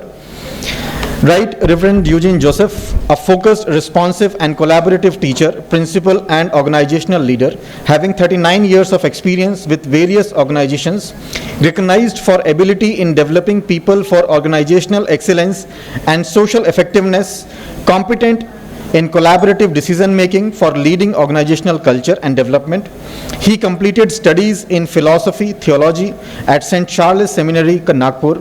He obtained a Bachelor of Arts degree from Nagpur University, Maharashtra, and a Bachelor of Education degree from Gorakhpur University, Uttar Pradesh. In addition to a master's degree in English from Mahatma Gandhi Kashi Vidyapith University, Varanasi, he also holds a master's in business administration from Townsend School of Business, New York, USA, specializing in organizational behavior and leadership. Now, with these words, may I request Right Reverend Eugene Joseph, sir, our guest of honor, to address the gathering. Sir, please. Ladies and gentlemen, please have a huge round of applause for Right Reverend Eugene Joseph.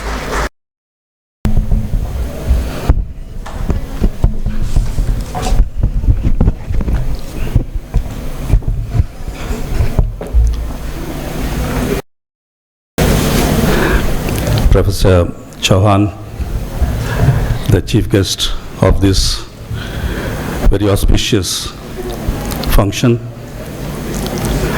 the director of SMS, other very revered and respected guests on the dais, the organizers of this very reputed customary conference that SMS is organizing, and very dear friends present here, media persons, and very especially the very dedicated faculty of SMS.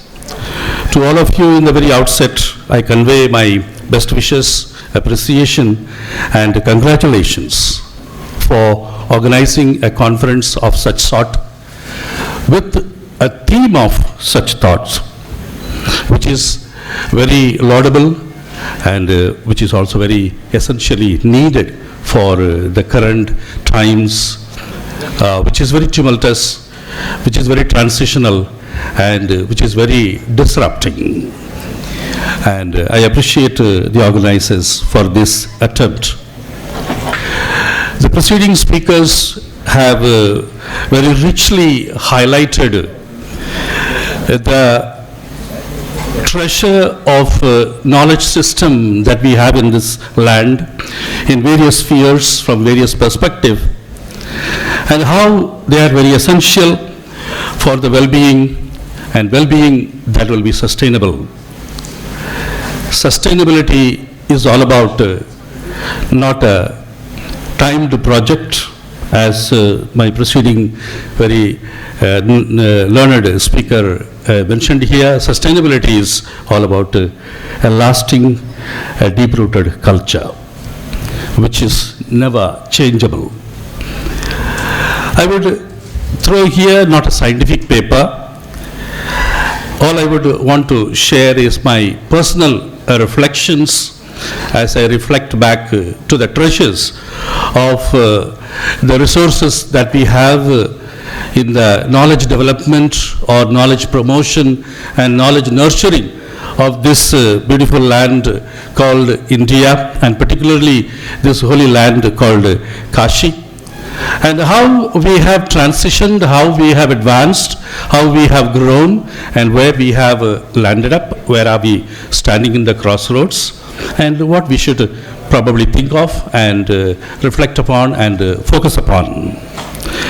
From the time of Rig Veda onwards, our ancient knowledge system evolved over the period and focused on the holistic development of the individual by taking care of both the inner and the outer self.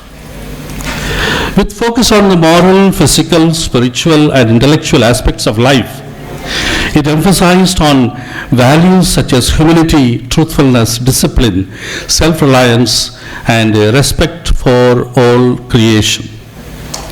Teaching and learning followed the tenets of Vedas and Upanishads, fulfilling duties towards self, family, society, thus encompassing all aspects of life.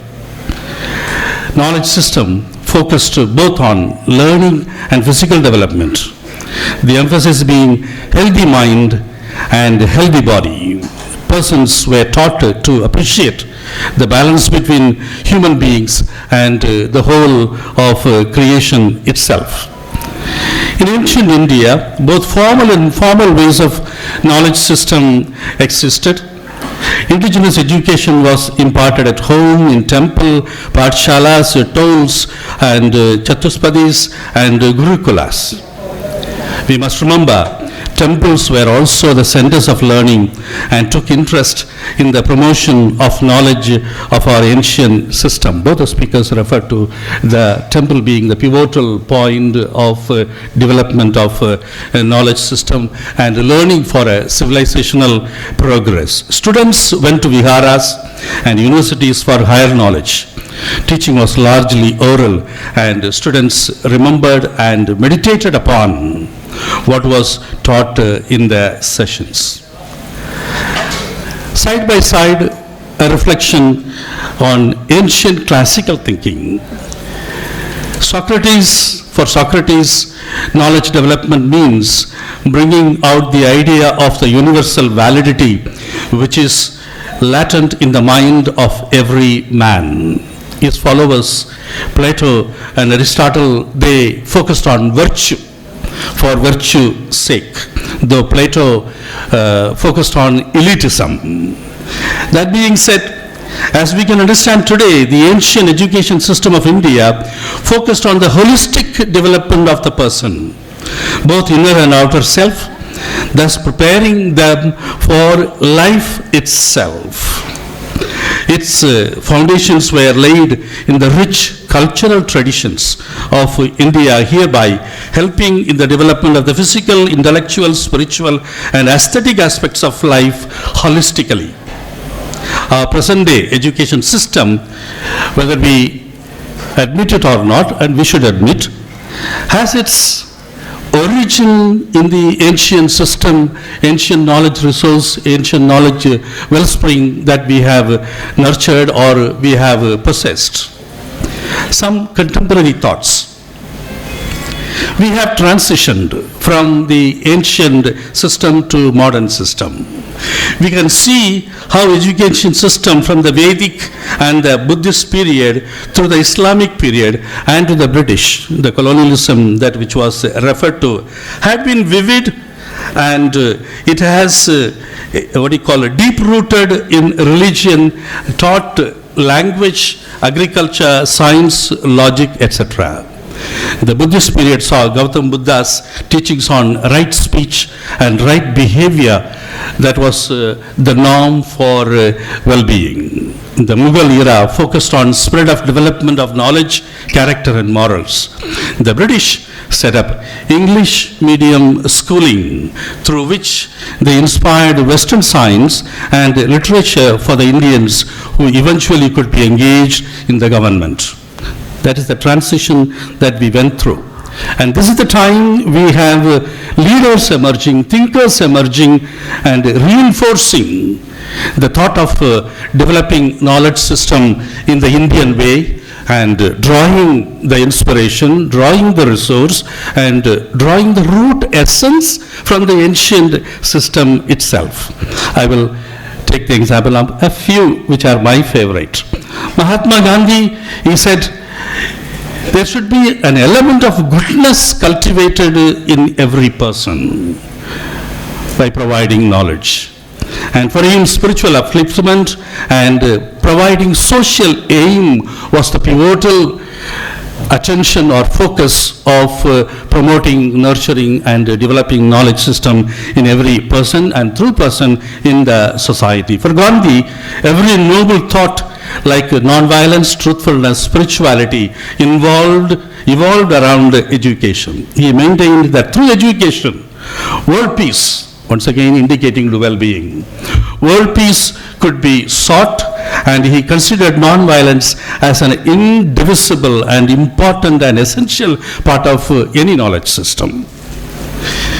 Tagore focused on promoting knowledge for self-realization, self-actualization that we were talking about. We must know the self, and we must know the supreme within the self. And any knowledge system or any knowledge nurturing or any knowledge provision or arrangement should enable the person and then subsequently the society to realize this, to discover this, and to apply this. Tagore and Gandhi had certain similarities, and they had also differences. Tagore based himself on three principles: independence, perfection, and universality of the result of providing a knowledge system. We go to Krishnamurti, the Jiddu Krishnamurti, who lived in this very specific land called Kashi, and promoted his idea, his nature, his way of thinking towards knowledge system in India. And he believed this any knowledge system should promote full human being. He used three code words differently. It is meant to build the whole person, and it is meant to build the person as the whole. Thirdly, he said it is meant to build the wholeness within the person. So he was, indicating on the inward essential transition or transformation that should take place in the individual person as a result of pursuing knowledge, as a result of searching knowledge, as a result of achieving knowledge, and so on and so forth. And taking us further from Krishnamurti is our very dear Dr. Radhakrishnan. Dr. Radhakrishnan is at training of intellectual, heart and spirit is very, very important for any basis of promotion of knowledge. If it neglects the heart and the spirit, there is absolutely, we don't talk about knowledge, we may be talking only about informations. He has got a series of treatises how knowledge system should cover the entire realm of human person and the entire realm of human society and the entire realm of creation itself. Somehow, having said this stray and very important thoughts about the contemporary thinkers who have given us the value and the purpose and the motive of any knowledge system in this land, we must look at where we are. What is the crossroad that we are standing on? Modern education is making us into thoughtless entities. It does very little towards helping us to find our individual vocation as person and our responsibility as persons for promoting the overall well-being of the society. We must stop and look from modernity to moderation. First class citizen to second class citizenship in the whole of society, whether we are copying, whether we are aping, whether we are being exploited, whether we are harnessing, whether we are being misled or we are developing leaders.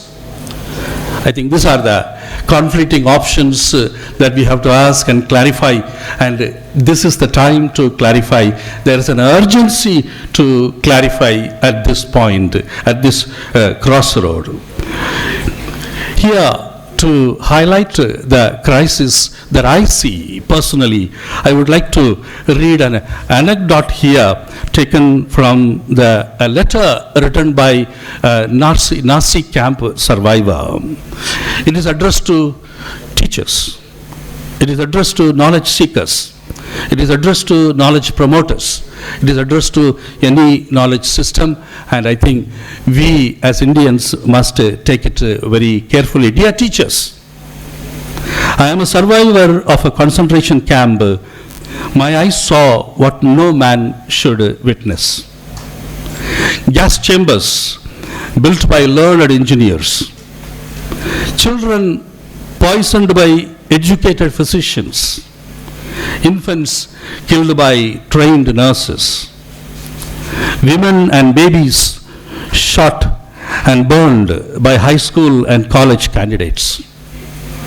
So, I am suspicious of promotion of knowledge, the way we understand knowledge and the way we understand education. My request is, help your persons, help your people, help your nation to become human. Your efforts must never produce learned monsters, skilled psychopaths, educated illiterates. Reading and writing arithmetic are important only if they serve towards making our people, our community more and more human. Dear friends, I myself have visited at least 2 camps, both in Germany. There, where I saw is traumatic. And if it was done by educated, the knowledgeable, where we have lost the flavor of knowledge, where we have lost the flavor of education. वो सुगंध जो शिक्षा प्रणाली में होनी चाहिए वो कहाँ है? This is my question, and we see it written again, never again. We see it written on the gate in 4 languages, never again. I think that's a wake-up call even today for us. There is an educational catastrophe all around us, may I humbly say. There is culture of elimination and discardation subtly taking place of the old. Policies, initiatives, programs probably are business driven or colored by partisan ideologies or still lingering colonialism in our air. In 2005, I came across a finding of a study done by Harvard University. They just described the Asian, particularly the Indian continent's approach or tendency towards education or knowledge pursuance is a return-oriented investment. Return-oriented investment. So I think we have to take it from there. I think if there is, in this context, in our times, A.P.J. Abdul Kalam called knowledge pursuance should be made a mission. Education should be made a mission where we are looking to promote enlightened citizenship in the society. My preceding learned speakers have highlighted on this. Why we need to go into mind, why we need to go into spirit, beyond the periphery, beyond the material. And Dr. Abdul Kalam says, when learning is purposeful, creativity blossoms. When creativity blossoms, thinking emanates. With emanation of thinking, knowledge is fully lit. When knowledge is fully lit, total well-being flourishes. I think we have much to take from there. We have a system which is very core to our civilization. We should never allow it to be ignored, or we should never allow it to be stamped upon. I think this is what Dr. Abdul Kalam is signaling to us. And in our times, my favorite guru, His Holiness Pope Francis, has few words about how any nation, any society should look at knowledge system and promote and nurture knowledge system for development, advancement or progress in any society. To be true and sustainable must follow the dynamics, he says, A. Look into the past with gratitude. I would add with pride after listening to you, after listening to both of them. Look into the past with gratitude and pride. Live the present with total commitment, radical commitment, and embrace the future with the virtue of hope and courage. Hope and courage are spiritual virtues to be cultivated, to be the fruit of any knowledge promotion. Therefore, he says, we must adopt 4 major principles of knowledge discipline, or disciplining through knowledge: human dignity and human rights, peace and citizenship education, solidarity and development, and integral ecology. We should never forget the nature, the environment, the surrounding, the air. Everything is part and parcel of ourself, of our society, and it mingles and it confluences with the system and produces a synergy which is for well-being and which alone can be sustainable. Therefore, he says, put the human person in the center of everything. Put the human person in the center of everything. And he says, pay attention to young people. Young people, very, very essential, and particularly the feminine. One of the speakers, struck on this feminine principle. Professor, I like that, feminine spirit. Our society has been shy of this. We should wake up. And we should affirm it positively. And he says, be concerned about the creation. Creation is part of your knowledge part of your knowledge system that builds you. That builds you. So, and he says, new ways of understanding the economy, politics, growth and progress that can truly stand at the service of the human person and the entire human family without any disparity. So that is the words that Holy Father Pope Francis gives to us, in a very holistic, in a very broad viewed perspective of any knowledge system, and so relevant to us Indians, as Banarasis, as Kashivasis who are thinking about Indian knowledge system. Lastly, I would not conclude this without a word from His Holiness Dalai Lama.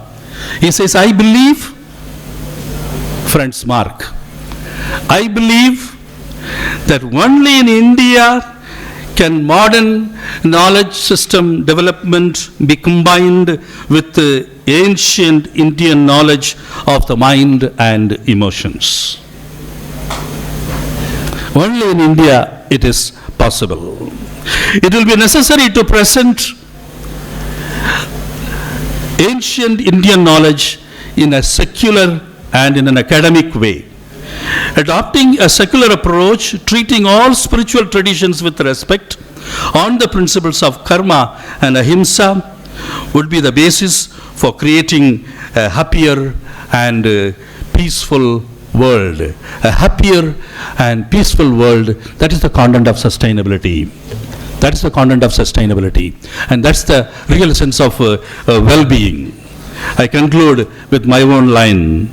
We, my dear friends, as a nation, have a legendary past, a lively and promising present, and surely we can have a legitimate and lasting future. Should we revisit, revive, and re-emerge and reintegrate? This is the call of the time.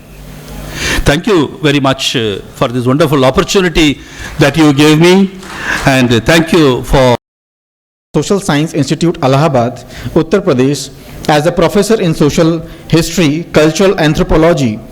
During his research career for more than 15 years as lecturer in G.B. Pant Social Sciences Institute, he completed various independent interdisciplinary projects of national and international importance.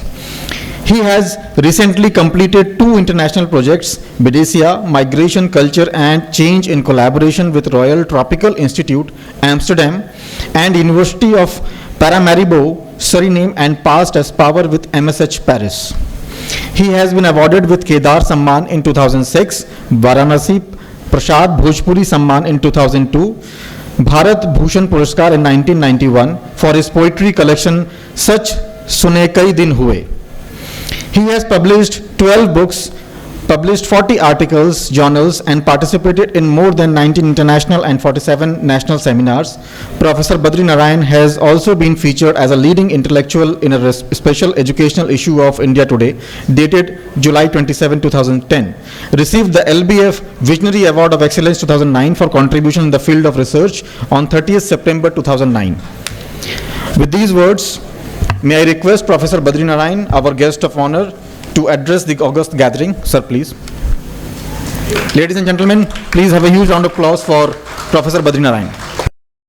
For inviting me in this deliberation in seminar, and this is a really great opportunity to interact with all of you and listening the great scholars on Indian knowledge system.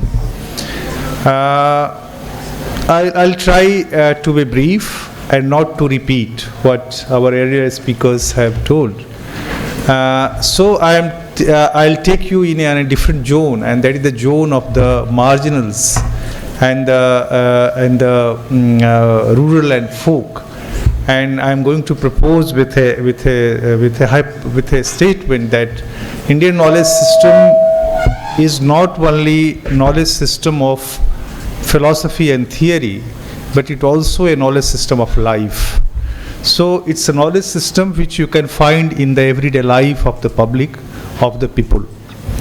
And let me begin with what our earlier speaker had said about the consumerism, less consume, counter of consumerism, Western aggressive modernity produced an aggressive kind of consumerism, and to counter it, I think less consumer, sense of doing less consume may be a right path. So how once I was coming from my village, and one marginal, one laborer from the marginal community, he was digging the field, and he was singing a song, and that song was in Bhojpuri. I'll narrate it in the Bhojpuri.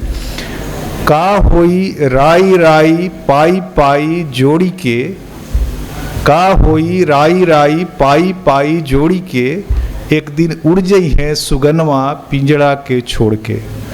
So this entire राई राई पाई पाई जोड़ना, LIC, ये investment, ये वो पूरी जिंदगी we invest in this kind of work, and that produce a kind of very aggressive and speedy consumerism, and the person who is critiquing this sense of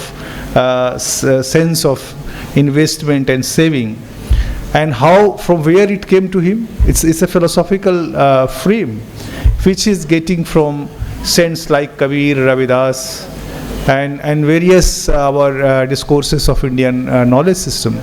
So Indian knowledge system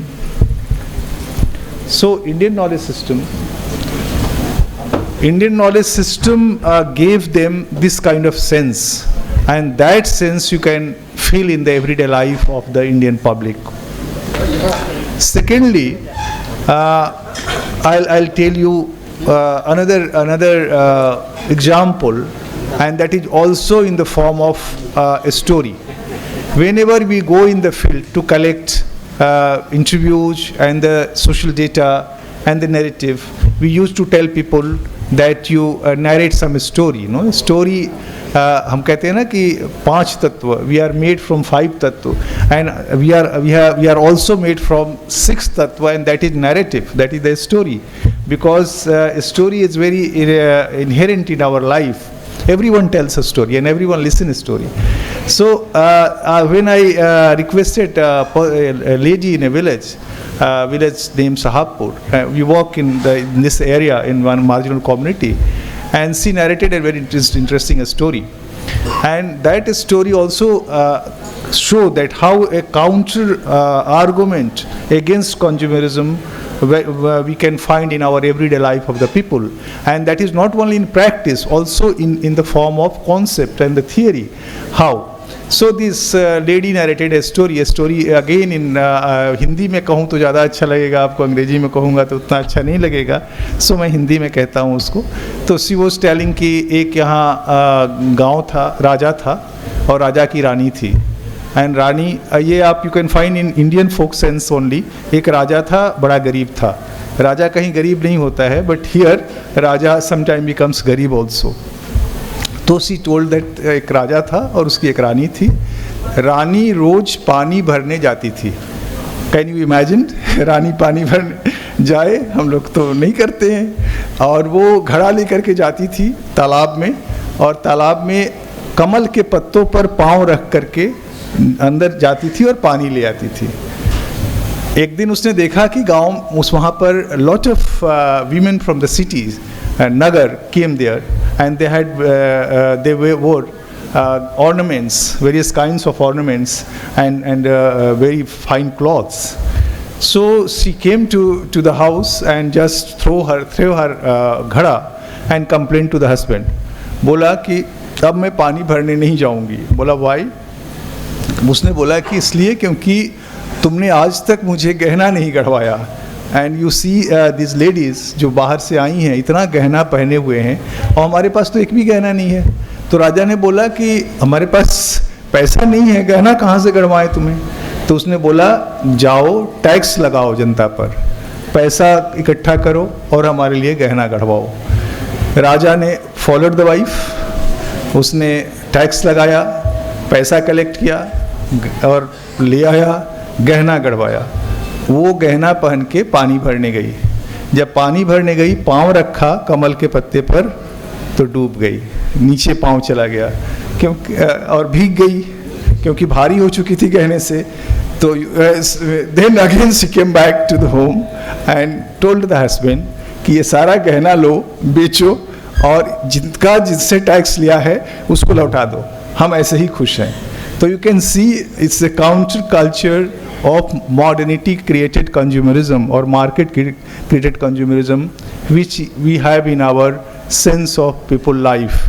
So sometimes we can learn from the people, we can learn from the common people, we can learn from the public. So these two examples I just quoted to tell you that Indian knowledge system is not only knowledge system of the theory and philosophy, it's the knowledge system of the everyday life. And people cultivate their own wisdom based on this knowledge system and reciprocate it, supplement it and develop it. So Indian knowledge system is not a fixed knowledge system, a rigid knowledge system कि 800 सदी में ये हुआ था, 1900 सदी में 1000 सदी में ये हुआ था. It's always it's a continuum. It's every day evolves, and that you can find not in the city, not in the metropole, in the rural areas. If you go among tribals, you can find the way they live their life, the way they sustain, the entire notion of sustenance, which we are again and again discussing, that you can find in their everyday life, dealing with the nature, dealing with the trees, dealing with the resources, dealing with the life, dealing with the everything. You can find happiness, the well-being and happiness, the kind of happiness they have in the life. Our rituals, our tewhar, festivals that provide us a moment to become happy. So that kind of folk arena of our life, especially the life of the marginals, you can find it's a well-planned life. If you follow it in a holistic way, not in a fragmented way, you can find there are everything there which can take us out, which can save us from this जिसको हम कहते हैं सर्वग्रासी संकट of modernity which has created सर्वग्रासी संकट, सर्वग्रासी जो सब कुछ gross ले, and that can be saved only if we follow our marginal people and their everyday life. अब मैं एक छोटी सी बात आपको बताना चाहता हूँ कि you see the trees, no? हम लोग every day we cut tree. Now the sense are coming that we should save trees.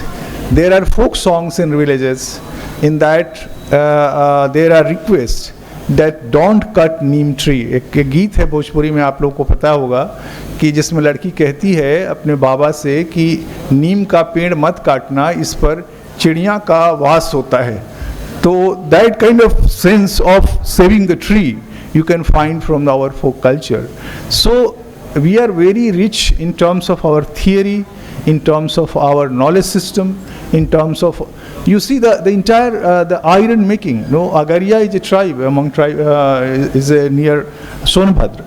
And if you go and even also in the Maharashtra, Madhya Pradesh, they were engineers of the iron. They had a entire knowledge system about the iron. वो सूंघ करके, मिट्टी सूंघ करके, they can tell that there is a iron. और iron and they excavate iron, they cook iron, फिर उसको iron को बना करके उससे, ये पूरा knowledge system था, which is disappeared, which is not yet invented. Similarly, the water.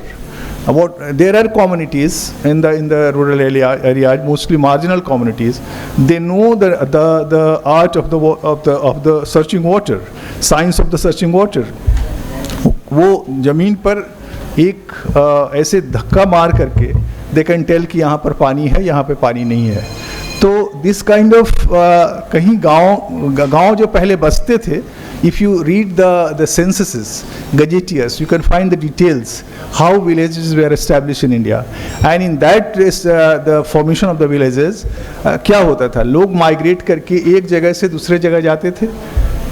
कहीं रास्ते में उनको कोई खाली लैंड मिल जाता था, उसमें जो लोग होते थे उसमें they had a very good sense of science of those time. तो वो ज़मीन पर मार के देखते थे यहाँ पानी है कि नहीं. अगर यहाँ पानी है we will settle our village here. तो पहले 4 लोग बसते थे, फिर वो 4 लोग और 4 लोगों को बुला लेते थे, जिसकी जैसे ज़रूरत पड़ती थी वो आता जाता था, and village use to evolve. So you know the Nonia is a caste, is a community, is again a Dalit community. They are engineer of the digging the ponds. Ponds कहाँ खोदना है, कैसे खोदना है, कितना उसका साइंस होगा, कितनी उसकी लंबाई चौड़ाई होनी चाहिए, they know each and everything. So how to, so we had a very elaborate knowledge system which can address the event, which can help us to come out from this kind of modernity created consumerism, modernity created crisis, modernity created various kinds of problems. But I am not saying कि we should not take help from the modernity, because हम चाह के भी नहीं कर सकते. We can't go back in the 100,000 year back past. We have to live in this modern time, but we have to reinvent शब्द से किसी को एतराज भी हो सकता है, but we have to reinvent means remember, revive and reuse those knowledge traditions which we have which we are not paying attention nowadays, because colonization of the mind is still going on. So the base process is to decolonize ourselves. Decolonize ourselves is very needed to understand this Indian knowledge system. If you don't decolonize yourself, you can't understand it. So basic premises is please decolonize yourself. How you will decolonize yourself? I'll suggest you, and this is the struggle not only for India. Our speaker, Professor, rightly suggested that entire South Africa, entire colonized countries of the world, they are suffering from the same problem through which we are suffering. The process of colonization of knowledge, colonization of mind. There is a very interesting writer in Gikui. Gikui is a tribal language in the Kenya, and he wrote wonderful book, Decolonizing Mind. So decolonize your mind, and that will help us to understand the power of Indian knowledge system. And Indian knowledge system, as I suggested, is not only the system of the philosophy and theory. Yes, we have power to theorize. We have power to philosophize. We have power to conceptualize. But also this conceptualization, theorizations, the knowledge of the book, disseminate in the common life of the public, and that you can find either you begin from there top or you begin from the lower, the bottom. You can find the same story. No verses, no contestations. Yani Shastra in the Loka and the Loka in the Shastra. But the relationship between the Shastra and Loka. So knowledge, Indian knowledge system is Shastric but also Loka. So kindly understand Lok also to understand Indian knowledge system. If you only understand Shastra and if you ignore Loka, I think you can't see the visual images of the implementation of Indian knowledge system in our everyday life. So I'll not take your much time, but I'll request you that feel yourself, realize yourself, understand the strength of your own life. And your own life means the life of collectives, Indian collectives. And there you can find many things which can help you to come out from what I say again and again, aggressive Western produce modernity. No, modernity is fine. We have our indigenous modernity also. Deshaj Adhunikta. This Kabir was representing Deshaj Adhunikta.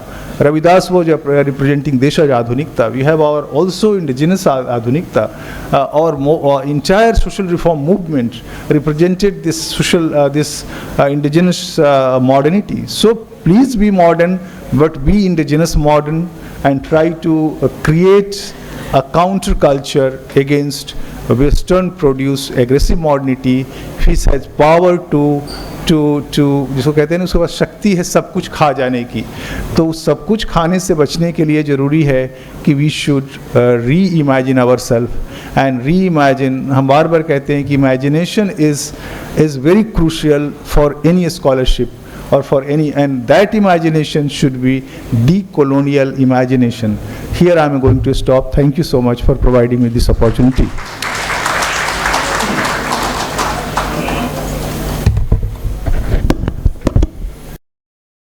Nothing great will ever be achieved without great men, and men are only great if they are determined to do so.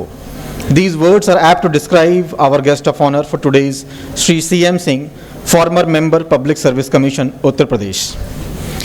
Let me take the opportunity to introduce Sri C.M. Singh, sir.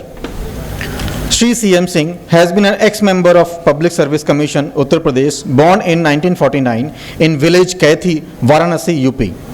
Completed graduation and post-graduation in science from Prayagraj University. He joined provincial co-op services in 1975 and worked in different capacities. He received 5 times Best Productivity Award from National Productivity Council, Government of India, and Jawaharlal Nehru Excellent Award while working in State Warehousing Corporation, Uttar Pradesh. After getting retired in 2011 from Public Service Commission, UP, he got self-engaged in study of Vedas and Vedanta in the light of modern scientific reasoning and thoughts, and trying to delve out the deeper messages hidden therein. He has written several books named Ved Vigyan, Aham Brahmand, Adbhut Brahmand, Asim Shrishti, Prithvi, Bharat Avam Vishwa Bhugol, Stephen Hawking's Anant Yatri. With these words, may I request Sri C.M. Singh, sir, our guest of honor, to address the gathering, please.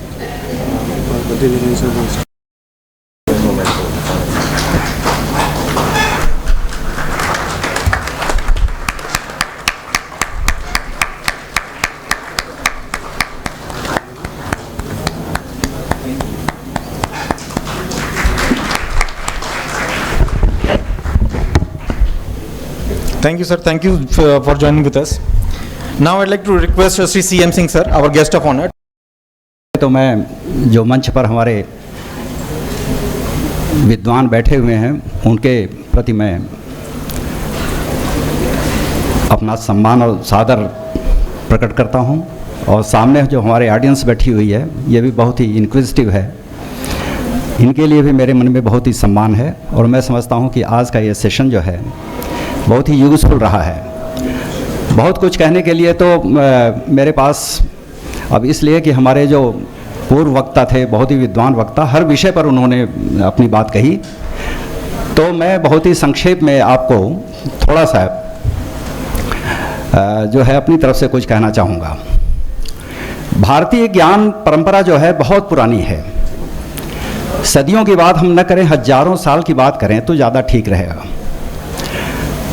और इसमें कोई शक नहीं कि जो सबसे पुराना हमारा जो ग्रंथ है वो है वेद। वेदों के विषय में निश्चित रूप से कुछ नहीं कहा जा सकता कि वो कब प्रकट हुए। वो सदियों की जो परंपराएं थी ज्ञान की, वो उसमें समेकित की गई हैं, तो इसलिए उसको अपौरुषेय भी कहा जाता है। वेद में 3 चीज़ें हैं। एक तो वह ऋषि है जो कि अपनी बात कह रहा है, दूसरे वो देवता हैं जिनको लक्ष्य करके वो बात कह रहा है, और तीसरा छंद है जिसमें वो अपनी बात कह रहा है। आप जानते होंगे कि गायत्री मंत्र सभी जानते हैं ऑलमोस्ट, मतलब कोई ऐसा यहाँ नहीं बैठा हुआ है जो कि गायत्री मंत्र को न पढ़ा हो और उसने कंठस्थ न किया हो। गायत्री मंत्र वस्तुतः ये गायत्री छंद में कहा गया है। तो छंद का महत्व जो था वेदों में बहुत बहुत काफ़ी था, और कई स्थलों पर उसको जो है ब्रह्म की उपमा दी गई है। हम जो कहना चाहते हैं आपसे, हम ये कहना चाहते हैं कि आज जो हमारा मॉडर्न साइंस है, हम जरा सा उसके परिप्रेक्ष्य में वेद को देखना शुरू करें। वेद को रिविजिट करने का मेरा आग्रह है, उसको फिर से हम लोग देखें, इसलिए कि बहुत सी ऐसी चीज़ें वेद में जो हैं वो अभी तक लोगों के समझ में नहीं आ रही थी। और मोस्टली हमने ये देखा है कि जो वेद के ट्रांसलेशंस हैं उसमें उसको ऑब्स्क्योर कह के नेग्लेक्ट कर दिया गया है। तो मेरा जो आपसे बात करने का जो विषय वस्तु हमारी रहेगी वो इसी पर हम केंद्रित करके करते हैं। हमारे ब्रह्मांड के विषय में यहाँ सब जितने हमारी यंगर जनरेशन है और हमारी जो विद्वान लोग बैठे हुए हैं, सबके मन में ये जिज्ञासा थी। और यहीं तक ये जिज्ञासा नहीं है, ये हजारों साल से, जब से मानव ने अपना होश संभाला है और आधुनिक मानव की उपाधि उसको मिली है या विद्वान मानव बना है, तब से वो सोचता रहा है। लेकिन हमारा जो विज्ञान है वो ब्रह्मांड के बारे में जो कुछ जानता है वो 100 साल से पुराना नहीं है।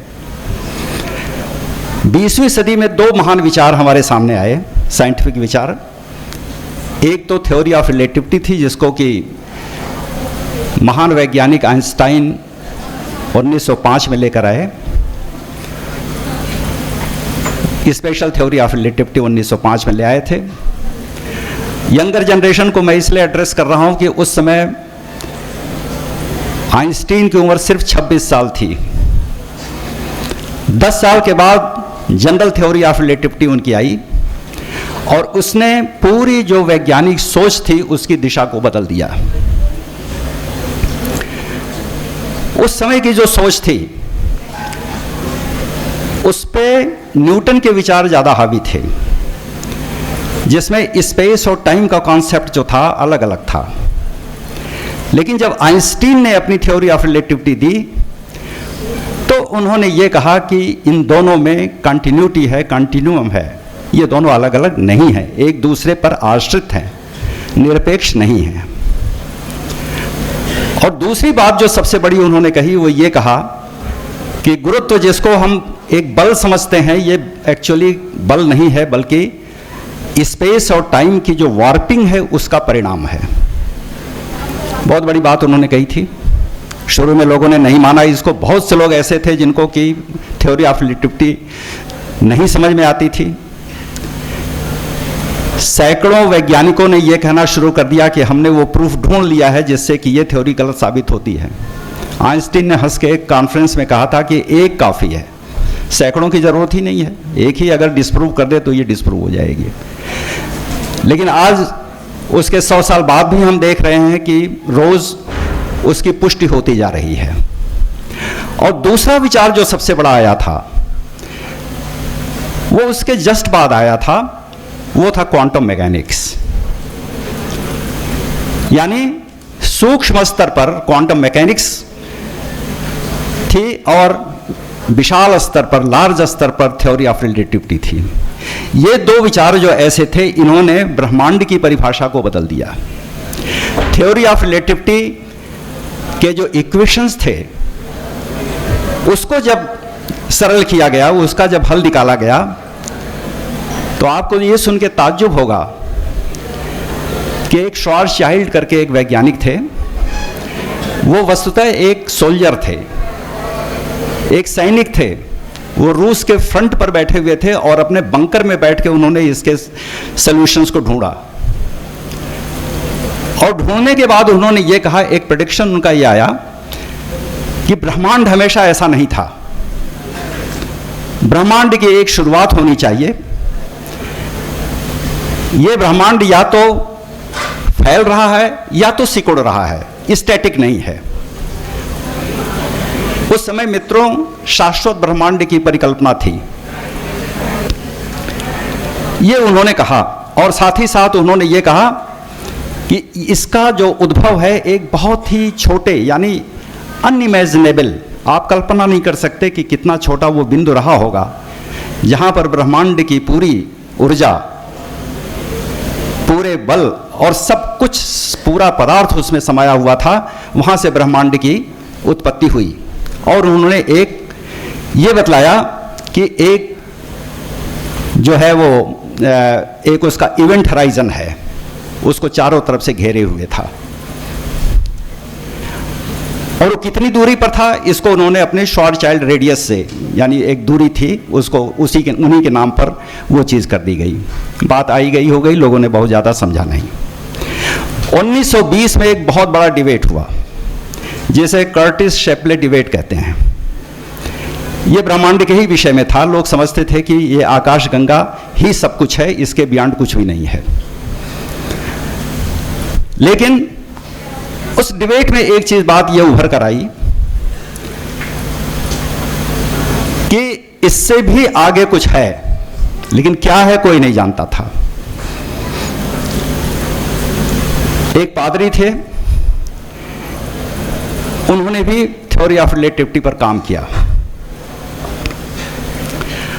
और काम करने के बाद उन्होंने आइंस्टाइन से कहा, लेमैत्रे उनका नाम था,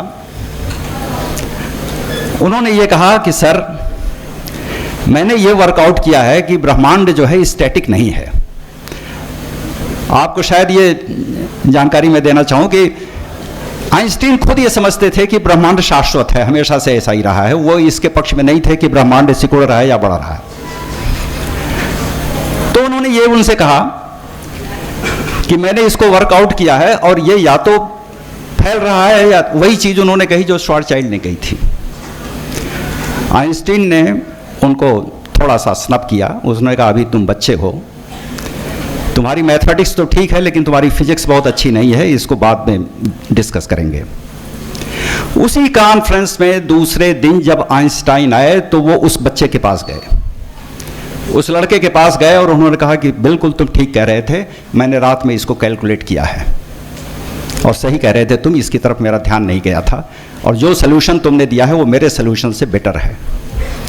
और उन्होंने उसमें जो है एक कॉस्मोलॉजिकल कांस्टेंट ऐड कर दिया अपने फार्मूले में। ऐड करने के बाद उन्होंने ये कहा लेमैत्रे से कि अब देखो, अब ये ब्रह्मांड नहीं फैलेगा। उन्होंने हाथ जोड़ा, उन्होंने कहा बिल्कुल ठीक आप कह रहे हैं, आपने जो कह दिया सब ठीक है। तो ये हुआ कि एक सिंगुलैरिटी से पूरे ब्रह्मांड की रचना हुई है। बाद में चल के स्टीफन हॉकिंग ने और पेनरोज ने इसको और कंफर्म किया और उन्होंने बैक कैलकुलेशन करके एक टाइम भी बता दिया कि कब इनकी रचना हुई है, यानी 13 अरब 80 करोड़ वर्ष पहले ये घटना घटी थी। ये चीज़ मॉडर्न साइंस कहती है। वेद क्या कहते हैं? ऐसा नहीं कि हमने इस पर नहीं सोचा था, हमारे मनीषियों ने इससे ज़्यादा कहीं सोचा था। ऋग्वेद का 10वां मंडल, ऋग्वेद में 10 मंडल हैं, सब जानते होंगे। 10,551 ऋचाएं उसमें हैं। ऋग्वेद का 10वां मंडल, उसका 121वां सूक्त और 129वां सूक्त जो है ये ब्रह्मांड के उद्भव की व्याख्या करता है। वहां यह कहा गया है कि जिस समय ब्रह्मांड का उदय हुआ उस समय कुछ नहीं था। संपूर्ण जो ब्रह्मांड या सृष्टि तो थी ही नहीं उस समय, संपूर्ण ब्रह्मांड एक अव्यक्त आवरण में लिपटा हुआ था, डूबा हुआ था। वो अव्यक्त का मतलब कि जिसके बारे में कुछ नहीं बताया जा सकता कि वो कैसा था। उन्होंने कहा कि शायद एक गंभीर जल था। वो गंभीर जल कैसा था कोई नहीं जानता। फिर उसके बाद उस गंभीर जल में इक्षण हुआ, संकल्प की एक भावना डेवलप हुई। जब आप ब्रह्मसूत्र पढ़ेंगे वादरायण का तो उसमें इक्षण की बात कही गई है। इक्षण की भावना यानी एक संकल्प पैदा हुआ कि मैं अनेक हो जाऊं। यह ब्रह्मांड के सृजन का बीज था। यह थोड़ा सा बाद में मैं आपसे बात करूंगा इस पर, जब कॉन्शियसनेस की बात आएगी, जब चेतना की बात आएगी, क्योंकि वेद हमेशा यह कहता रहा कि यह ब्रह्मांड जो है चेतनमय है। और वो जो चेतना है वो क्या है? वो परम चेतना। इसके विषय में वेद भी कहता है कि हम नहीं जानते। और जब इक्षण की एक संकल्प जब आया तब जो फर्स्ट मैनिफेस्टेशन उसको दिखाई पड़ा 121वें सूक्त में, वो है हिरण्यगर्भ, जहां ब्रह्मांड की संपूर्ण ऊर्जा समाहित थी। और ये एक कॉस्मिक एग था, गोल्डन एग था, पूरी संपूर्ण ऊर्जा उसमें समाई हुई थी। और फिर वहां से जो है ब्रह्मांड का उदय हुआ। वेद में कहा गया है कि 3 चीजें एक साथ पैदा हुई, जिसको हिरण्मय त्रिवित कहते हैं। यह अथर्ववेद में है। क्या था? पहली चीज तो थी आपः, दूसरी अग्नि और तीसरा सोम। ये 3 चीजें पैदा हुई। आप बहुत से लोग उसको जल कहते हैं, लेकिन वेद में जो शब्द आया है वो आप आया है, और कहीं कहीं उसको सलिल कहा गया है। मैंने इस पर बड़ा शोध किया, कई विद्वानों से मैंने पूछा। मुझे जो समझ में आया वो ये है कि ये ऊर्जा और पदार्थ की क्रियाशील अवस्था थी। न तो ऊर्जा पूरी तरीके से आप कह सकते हैं और न ही आप पदार्थ को कह सकते हैं, इसलिए कि पदार्थ तब बना ही नहीं था। ये क्रियाशील अवस्था थी जो कि आपा थी, क्योंकि इसके लक्षण जो थे वो ये थे कि जैसे ही आपा पैदा हुआ, वेद कहता है कि ये पराकाई हो गया, जिसके आदि मध्य और अंत का पता नहीं। यानी साइंटिफिक भाषा में अगर हम कहें तो हाइपर इन्फ्लेशन हुआ, बहुत बड़ा हाइपर इन्फ्लेशन हुआ। और विज्ञान भी यही कहता है। यानी जो कॉस्मोलॉजी हम आज लेके चल रहे हैं, मॉडर्न कॉस्मोलॉजी, उसमें जो है जैसे ही सिंगुलैरिटी से ब्रह्मांड अपने अस्तित्व में आया, एक जबरदस्त हाइपर इन्फ्लेशन हुआ बहुत थोड़े समय के लिए। आप उसकी कल्पना भी नहीं कर सकते कितने थोड़े समय के लिए। 1 सेकंड के 10⁻⁻36 ऑर्डर के ड्यूरेशन के बराबर यह हाइपर इन्फ्लेशन हुआ और ब्रह्मांड फैल गया। फिर उसके बाद इन्फ्लेशन थोड़ा सा थमा और धीरे धीरे फिर तब उसके बाद पदार्थ फिर प्रकाश में आए। वो पदार्थ किस तरह के थे? इलेक्ट्रॉन्स थे और क्वार्क्स थे। वहां पर वेद में यह कहा गया है कि तपश्चर्या से, माइंड द वर्ड्स, तपश्चर्या यानी by the process of heat. इसका मतलब यह था कि वेद कहता है कि उस समय ब्रह्मांड बहुत ज्यादा तप्त था, और हमारा विज्ञान भी यही कहता है कि उस समय वो ब्रह्मांड बहुत ज्यादा तप्त था। यानी जिस समय जिस काल की बात हम करते हैं वो प्लैंक काल कहलाता है, और प्लैंक काल पर ब्रह्मांड की जो तापीय ऊर्जा थी, उष्मा थी, वो 10⁻32 डिग्री सेंटीग्रेड थी। अब सोचिए, इतना पृथ्वी पर या कहीं पूरे ब्रह्मांड में कहीं पॉसिबल नहीं है। ये ऊर्जा थी, तो उसके तपश्चर्या यानी by the process of heat जो है ब्रह्मांड जो है अस्तित्व में आया। हिरण्यगर्भ का मैनिफेस्टेशन मैंने आपको बताया कि ये 3 चीजें हुई। अब साइंस एक बात और कहता है। साइंस ये कहता है कि अगर कोई चीज हीटेड है तो उसमें ब्लैक बॉडी रेडिएशन के भी लक्षण मिलने चाहिए।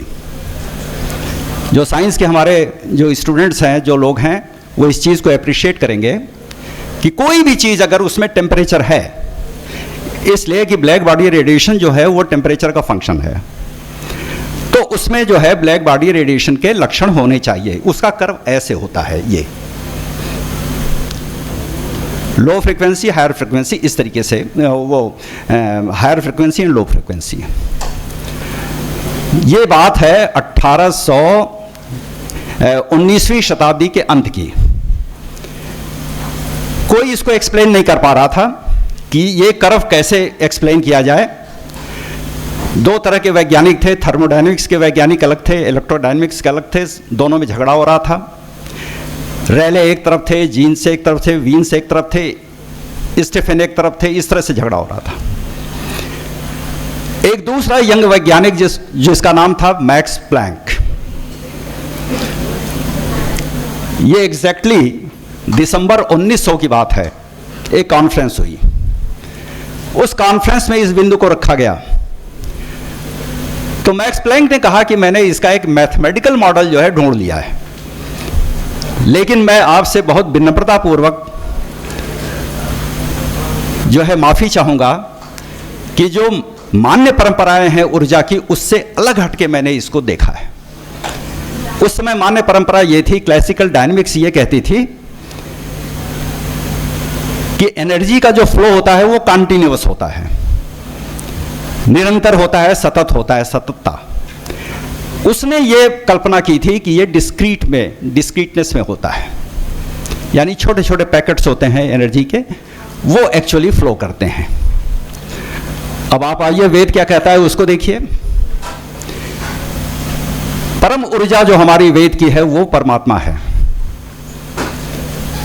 और वहां से अविनाशी तत्व आत्मा का निर्गमन होता है, और वही आत्मा जो है वो क्रियाशील अवस्था में आके वो सृष्टि की रचना करती है। आत्मा को अविनाशी कहा गया है। और यही नहीं, वो कॉन्शियस थे हमारे ऋषि, आत्मा के डायमेंशन को भी उन्होंने प्रेस्क्राइब कर दिया है। उन्होंने ये कह दिया है कि आत्मा का डायमेंशन क्या होगा, बालाग्रे यानी जो हेयर है, इसका जो टिप होता है जो माइक्रोन्स में होता है, इसका 100वां भाग और प्रत्येक 100वें भाग का 100वां हिस्सा, यानी ये 10⁻⁹ या 10⁻⁻10 सेंटीमीटर के आकार का हुआ, यानी नैनो। ये वो अवस्था है पदार्थ की जहां पर कि ड्यूअल नेचर पदार्थ का दिखता है, यानी वेव लाइक भी वो फंक्शन करता है और पार्टिकल के रूप में भी फंक्शन करता है। इस व्यवस्था को, और यहीं से द्वैत और अद्वैत की भी बात चली। इस तरीके से वेद में उन्होंने डिस्क्राइब कर रखा था आत्मा के रूप में। और ये जो पदार्थ की, ये जो डिस्क्रीटनेस की बात जो मैक्स प्लैंक ने कही, ये है क्वांटम ऑफ लीस्ट एक्शन, जिसको कि अंग्रेजी के स्मॉल h से डिनोट किया जाता है, जो कि प्लैंक्स कांस्टेंट कहा जाता है, जिसकी साइज जो है 10⁻34 जूल्स की है। बहुत छोटा, बहुत ही मतलब सोचा भी नहीं जा सकता कि कितना छोटा है। यानी कहने का मतलब यह था कि एनर्जी का आदान प्रदान जो है इसी के गुणक में होगा, यानी इससे छोटा, यानी वो अविनाशी है, उससे छोटी यूनिट नहीं हो सकती। और यही आत्मा के बारे में कही गई थी कि वो अविनाशी है। पदार्थ कणों को भी अविनाशी कहीं कहीं कहा गया है। अब हम देखें कि हमारे पास जो पदार्थ हैं वो कौन से अविनाशी हैं। इलेक्ट्रॉन को तो हम कह सकते हैं कि वो अविनाशी है, इसलिए कि उसका क्षरण नहीं होता है। प्रोटॉन एक संयुक्त कण है, लेकिन इसका भी ये अविनाशी की श्रेणी में आ सकता है, इसलिए कि इसकी जो लाइफ है वो 10⁻35 ईयर्स की है। लेकिन ये क्वार्क्स के बना हुआ है, अप एंड डाउन क्वार्क्स हैं, उनसे मिलकर बना हुआ है, ये संयुक्त कण है। तो इस तरीके से जो वेद में हमने परिकल्पित किया था वो चीज हमको दिखाई पड़ रही है। अब एक चीज जो बार बार आती है और उसके बारे में जो है सवाल पूछे जाते हैं कि ब्रह्म की जो अवधारणा थी उसके पीछे क्या कारण था, क्यों हमने ब्रह्म की अवधारणा की। तो ब्रह्म की अवधारणा इसलिए थी कि हाइजेनबर्ग ने एक सिद्धांत दिया था, जब क्वांटम मैकेनिक्स की बात जब आई थी तो उन्होंने एक सिद्धांत दिया जो थ्योरी ऑफ अनसर्टेनिटी के नाम से जाना जाता है। उनका यह कहना था कि बहुत छोटे स्तर पर एक सीमा उन्होंने एक दिया है, और वो सीमा क्या है, h, वही प्लैंक्स कांस्टेंट। कहें कि उसके नीचे जो है एक अनसर्टेनिटी है, और हम निश्चित रूप से नहीं कह सकते कि वो वस्तु वहां है या नहीं है किसी पर्टिकुलर स्टेट ऑफ टाइम पर। ये अनसर्टेनिटी थी। वेद भी यही कह रहा है। वेद कह रहा है हम कुछ नहीं जानते कि उस समय क्या था, अव्यक्त था सब कुछ। ब्रह्म के बारे में ब्रह्मोपनिषद में और जितने भी उपनिषद हैं सब में यह कहा गया है कि ब्रह्म के बारे में कोई कुछ नहीं जानता, अविशेष्य है, अज्ञेय है, कोई विशेषण उसके लिए नहीं हम उपयोग कर सकते, लेकिन है वो परम संव्याप्त है, वो सब जगह फैल, उसमें व्याप्त है वो। और यही चीज जो है विज्ञान भी हमारा कह रहा है कि अनसर्टेनिटी तो है लेकिन चीजें हैं। अब हम एक और चीज आपको बताने जा रहे हैं जो कि हमारे वेदों में कही गई है, वेदांतों में कही गई है और खूब कही गई है, और वो है कॉन्शियसनेस, चेतना। ब्रह्म को चेतना में माना गया है, चैतन्य ब्रह्म की कल्पना की गई है। लेकिन ये चेतना है क्या चीज? वैज्ञानिक तो ये कहते हैं कि ये जो न्यूरॉन्स हैं हमारे ब्रेन में, ये कुछ चेतना का निर्माण करते हैं, लेकिन कैसे करते हैं कोई नहीं जानता। आज भी ये पैराडॉक्स है। एक डबल स्लिट एक्सपेरिमेंट हुआ। डबल स्लिट एक्सपेरिमेंट जो है ये बहुत रेफर किया जाता है और इसको जो है ईश्वर के भी रेस्पेक्ट में किया जाता है कि क्या ऐसा कुछ ईश्वर का संदेश है या ईश्वर की कोई उनका इंटरफेरेंस है या इशारा है। पहले इंटरफेरेंस जो स्टेज थी वो वेव्स में पाई जाती थी, लेकिन अब ये देखा गया कि चूंकि डिविल नेचर है पार्टिकल्स का भी, तो ये वेव जो है उनके केस में भी देखी जाती है। तो इलेक्ट्रॉन्स को उसमें डबल स्लिट यानी 2 छेद थे, उसमें से भेजा गया। पीछे एक फोटोग्राफिक प्लेट थी जिस पर कि पैटर्न नोट किया गया।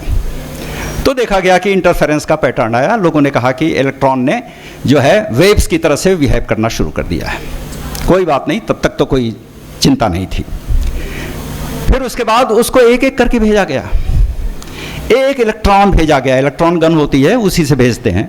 एक इलेक्ट्रॉन भेजा गया। वैज्ञानिक समझते थे कि अब इसमें कैसे पैटर्न वो आएगा, इंटरफेरेंस के लिए तो कम से कम 2 चीजें चाहिए, 2 वेव्स चाहिए तभी तो इंटरफेरेंस होगा। लेकिन वहां जब गए तो पता चला कि उसने अपने से भी इंटरफेयर किया और वहां पर पैटर्न जो था इंटरफेरेंस का आया। वैज्ञानिक चकित थे, जबरदस्त पैराडॉक्स था, कुछ समझ में नहीं आ रहा था कि क्या चीज है। यहां भी फिर लोगों ने वेद की तरफ देखना शुरू किया। यजुर्वेद का 40वां अध्याय जो है ईशोवास्योपनिषद के नाम से जाना जाता है। इसमें 18 श्लोक हैं। इसका 4था, 5वां और 8वां श्लोक पूरी तरीके से इस दशा का वर्णन करता है। और एक बहुत बड़ा वैज्ञानिक हुआ है कैप्रा, उसने टाउ ऑफ फिजिक्स लिखा है। उस टाउ ऑफ फिजिक्स में उसका रेफरेंस उसने दिया है और कहा है कि क्वांटम मैकेनिक्स का इससे बढ़िया डिस्क्रिप्शन जो है कहीं नहीं है। And that was the bees, that was the seed of quantum mechanics. और कहा तो यह जाता है कि क्वांटम मैकेनिक्स के जो जनक थे नील्स बोर और आइजनबर्ग, ये लोग जो थे ये उपनिषदों से बहुत ज़्यादा प्रभावित थे। इवन आइंस्टाइन भी उपनिषदों से बहुत ज़्यादा प्रभावित था। ये कहने की बात है कि वो एथीस्ट, एथीस्ट का क्या मतलब होता है कि ईश्वर को किस रूप में आप देखते हैं, उसके तरीके अलग अलग हो सकते हैं। कोई ज़रूरी नहीं कि कर्मकांड आप करते हैं तो वही ईश्वर की बात होती है। आप अगर सत्य का अन्वेषण करते हैं तो वो भी ईश्वर की एक बात होती है। और फिर वहीं से लोकेलिटी एंड नॉन लोकेलिटी का कॉन्सेप्ट डेवलप हुआ। अब वहां पर आप आइए, वेद में क्या कहा है हमने, ब्रह्म सत्यम जगन मिथ्या। ब्रह्म सत्य है और पूरा जगत जो है मिथ्या है। Yes, it is true. Science भी यही चीज कहती है। और इस पर जो है स्टीफन हॉकिंग ने खूब लिखा है और हमने भी अपनी किताब में इसका जिक्र किया है। सत्योपनिषद जो है, प्रश्नोपनिषद, सत्योपनिषद, ये सब कहते हैं कि ब्रह्म ही सत्य है, बाकी सब मिथ्या है। आइंस्टीन इस चीज को नहीं मानता था, नॉन लोकेलिटी की बात नहीं मानता था। उसने 1935 में 2 वैज्ञानिकों के साथ मिलकर एक थॉट एक्सपेरिमेंट उसने लिखा जिसको ईपीआर पैराडॉक्स के नाम से जाना जाता है। आइंस्टीन, पोडोल्स्की और रोजर, ये 3 वैज्ञानिक थे जिन्होंने लिखा था। मैं एक बड़ी मजेदार बात आपको बता रहा हूं। क्वांटम मैकेनिक्स ये प्रिडिक्ट करता है कि अगर एक ऐसा कोई कैनोनिकली कॉन्जुगेटेड कोई कण है, पार्टिकल है, तो एक ही दशा में अगर हम परिवर्तन करते हैं तो दूसरा चाहे अरबों मील दूर क्यों ना हो, वो स्वतः अपने को परिवर्तित कर लेगा। यहां थ्योरी ऑफ रिलेटिविटी का वायलेशन होता हुआ दिखता है। थ्योरी ऑफ रिलेटिविटी ये कहती है कि कोई भी संदेश, चाहे एनर्जी, वेलोसिटी ऑफ लाइट से तेज नहीं जा सकती, और अरबों मील दूर अगर है तब तो उसको जाने में समय लगेगा। यहाँ तक कि सूरज से हमारे तक आने में कई मिनट लग जाते हैं, और अरबों मील दूर अगर कोई गैलेक्सी है या कोई है जहाँ पर कि पार्टिकल हमने किसी भी मैकेनिज्म से उसको वहाँ भेज दिया है, तो तुरंत कैसे उसका वो हो जाएगा। ये पैराडॉक्स उन्होंने, जिसको ईपीआर पैराडॉक्स के नाम से जाना जाता है, ये उन्होंने कहा। और ये कहा कि क्वांटम मैकेनिक्स जो है, लगता है कि it's not a complete science, इसके कुछ एलिमेंट्स मिसिंग हैं। लेकिन फिर क्या हुआ कि 1964 में एक जॉन वेल करके मैथमेटिशियन थे, उन्होंने एक बात कही। उन्होंने कहा कि नहीं, आइंस्टीन जो कह रहे थे वो गलत है। और फिर उसके बाद जॉन एस्पेक्ट और कई भी वैज्ञानिक आए हैं। इधर 2000 से कई एक्सपेरिमेंट्स हो चुके हैं जिसमें कि चाहे उसको आप टेलीपोर्टेशन तो नहीं कहेंगे, टेली रिलेइंग की बात करें या जो भी करें, बहरहाल मतलब वो दैट्स ए करेक्ट फैक्ट। ये भी बात उसमें कही गई है। ईशोवाष्टोपनिषद में 5वां जो सूक्त है वो यही कहता है कि मैं किसी के भी पहुंचने के पहले से वहां मौजूद हूं। किसी के भी पहुंचने के पहले, किसी का मतलब कोई भी, वहां मैं मौजूद हूं। ये कैसे पॉसिबल है?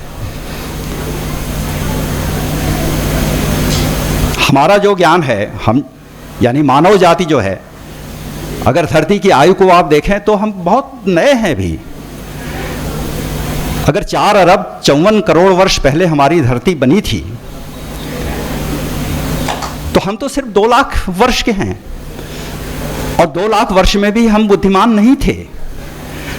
बुद्धिमानी तो हमारे यहाँ कुछ हजार वर्षों में आई है। तो ऐसा क्या हुआ? ऐसा क्या हुआ कि 84 लाख योनियों में हम ही एक ऐसे हैं जो कि बुद्धिमान हैं, और वेद पुराण और तंत्र मंत्र और जो है तर्क और कुतर्क और सबकी बात कर रहे हैं।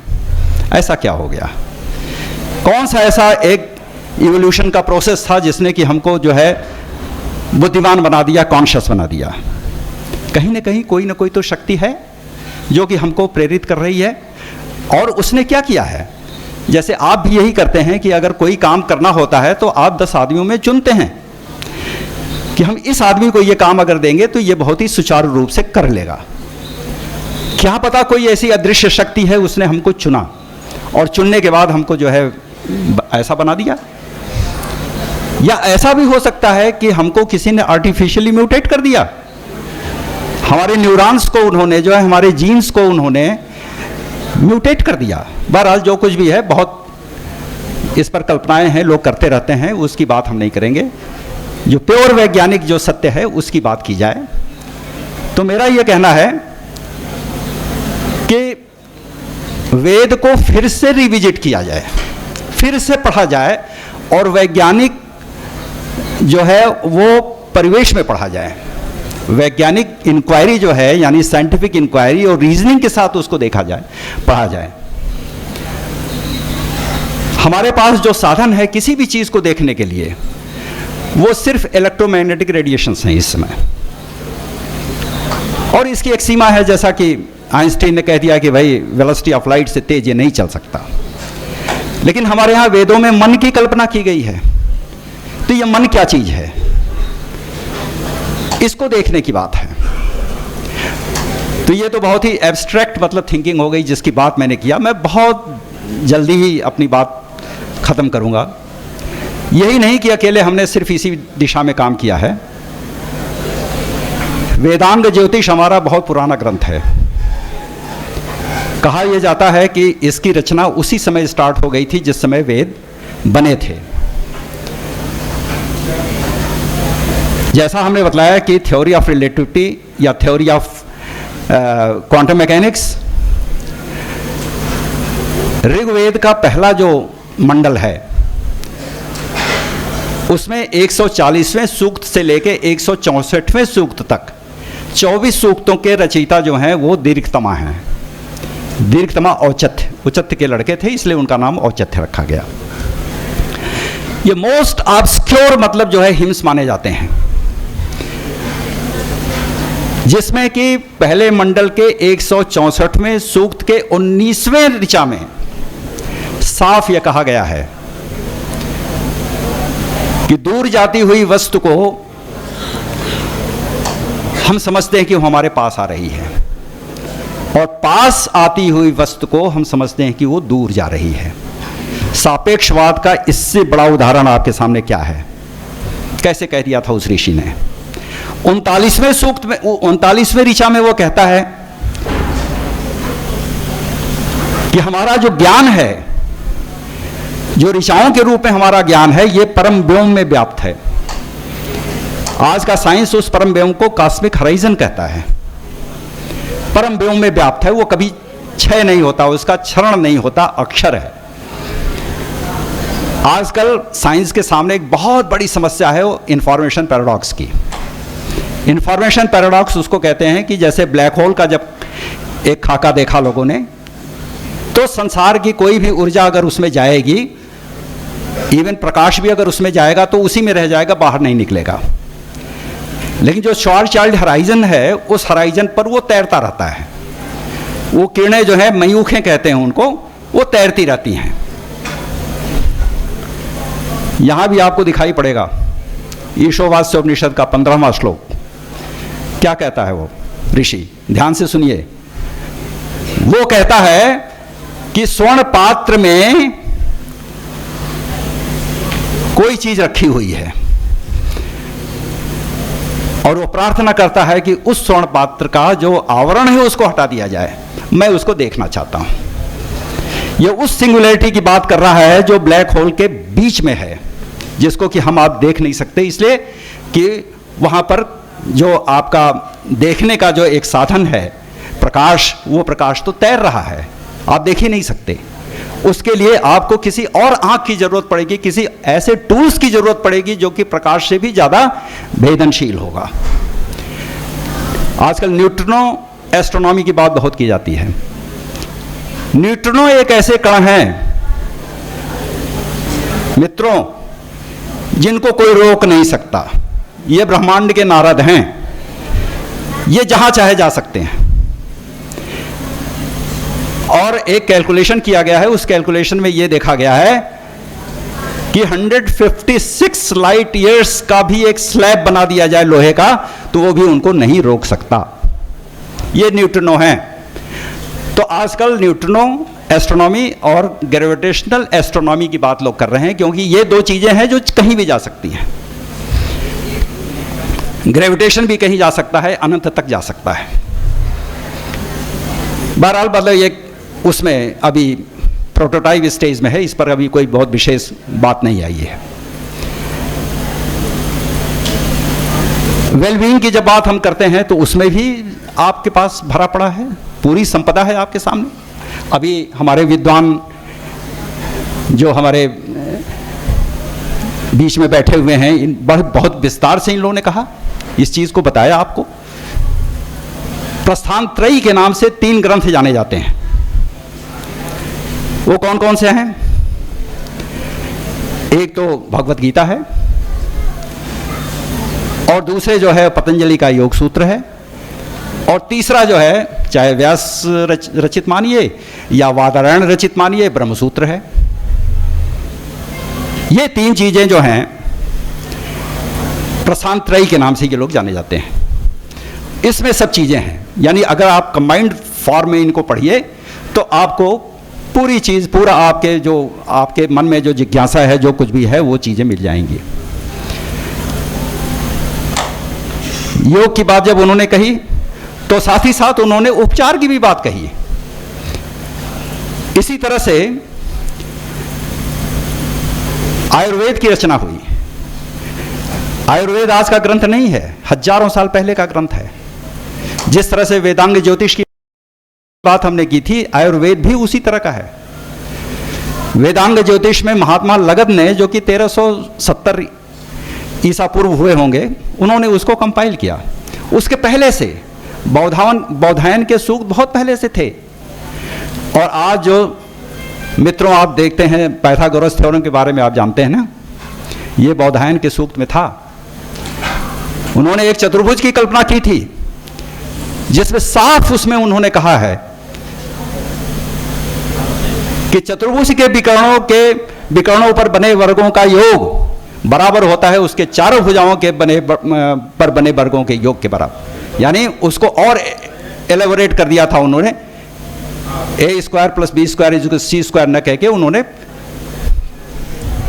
सी square 1 C square plus C square 2 is equal to A square plus B square plus, इस तरह से उन्होंने कर दिया था। आज हम कहते हैं कि वो आर्यभट्ट ही आप देखिए, आर्यभट्ट का 470 ईस्वी में हुए थे। महात्मा लगध जिन्होंने कि वेदांग ज्योतिष को कंपाइल किया था, महात्मा लगध, उनको उन्होंने कोट किया है। और भ और भू की बात कही है उन्होंने। भ कहते हैं आसमान को और भू कहते हैं धरती को। उन्होंने कहा कि आसमान नहीं चलता है, धरती चलती है। लेकिन बाद में भास्कराचार्य और लोगों ने जो है इसको फिर कहा कि नहीं नहीं, वेद में तो यही कहा गया है। और वेद में तो रिलेटिविटी की भी बात कही गई है कि अगर हम ऐसे कहते हैं हमारा हाथ चल रहा है या हमारा बैकग्राउंड चल रहा है, कोई फर्क नहीं पड़ता है। अब बैकग्राउंड की बात जब कही गई तो 27 नक्षत्रों की बात कही गई है। और 27 नक्षत्रों में भी कृतिका नक्षत्र को क्यों चुना गया, इसका भी एक वैज्ञानिक साक्ष्य है। कृतिका नक्षत्र जो है बहुत दूर है, ये ग्रुप ऑफ स्टार्स है, ये एक अकेले स्टार नहीं है बल्कि ग्रुप ऑफ स्टार्स है। और ये 444 लाइट ईयर अवे है। और बाकी जो नक्षत्र हैं कोई 70 है, कोई 75 है, कुछ कुछ यानी करीब है। तो दीर्घतमा सूक्त के अनुसार जो है उनका पैरेलैक्स जो है वो डिफर करता है। इसलिए उसमें वेदों में कहा गया है कि कृतिका नक्षत्र अपने स्थान से हिलती नहीं है। और आप देखिए कैलकुलेशन उनका देखिए कि एक महायुग की कल्पना उन्होंने की जिसमें कहा कि 43,20,000 वर्ष का एक महायुग होता है। और आर्बिट्रेरली उन्होंने ये कह दिया 1:2:3:4 सतयुग द्वापर, इस तरह से उन्होंने डिवाइड कर दिया, जिसको कि आर्यभट्ट ने कहा कि नहीं 1:1:1:1 10-10 लाख वर्ष का उन्होंने कर दिया। और यही 43,20,000 क्या रिलेवेंस है इसकी, 43,20,000 वर्ष जो था, इसको जब ब्रह्मा के दिन के बराबर जब हम करते हैं तो 1,000 का उसमें गुणा करना पड़ता है हमें। 4,32 करोड़ वर्ष का ब्रह्मा का एक दिन होता है और इतनी ही की रात होती है। और कहा यह गया है कि ब्रह्मांड के निर्मित हुए, हमारे यहाँ तो कोटि कोटि ब्रह्मांडों की बात कही गई, मल्टीवर्स थ्योरी है, एक ब्रह्मांड की बात हम नहीं कर रहे हैं, हम तो कोटि कोटि ब्रह्मांडों की बात कही गई। और कहा है कि ये चलता रहता है, ये ऑसिलेशन है, चलता रहता है, दोलित प्रक्रिया है। और कहा कि 1.5 दिन हुए हैं अभी, 4,32 इंटू 3 कर दीजिए, 13 अरब के आसपास आता है। और यही 13,80 करोड़ आपके ब्रह्मांड की आयु है। ब्रह्मा एक ऐसा देवता है जिसके आयु की बात बताई गई है। वो क्या है, एक दिन उनका जो है 360 दिन से गुणा कर दीजिए और 360 को 100 साल से गुणा कर दीजिए, ये ब्रह्मा की आयु है।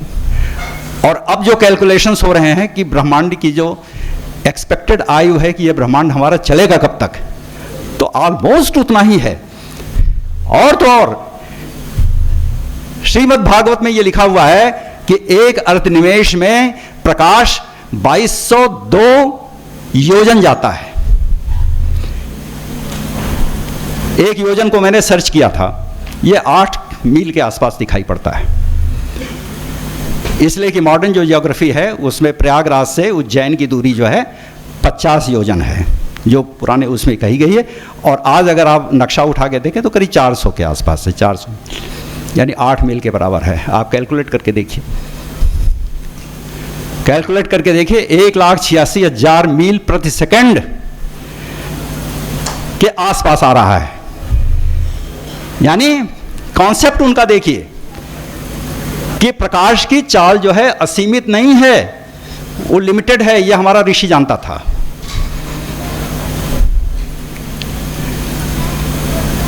इसी तरह से हमने जब वेलबींग की बात जब करनी शुरू की तो फिर आयुर्वेद की जैसे बात शुरू हो गई थी।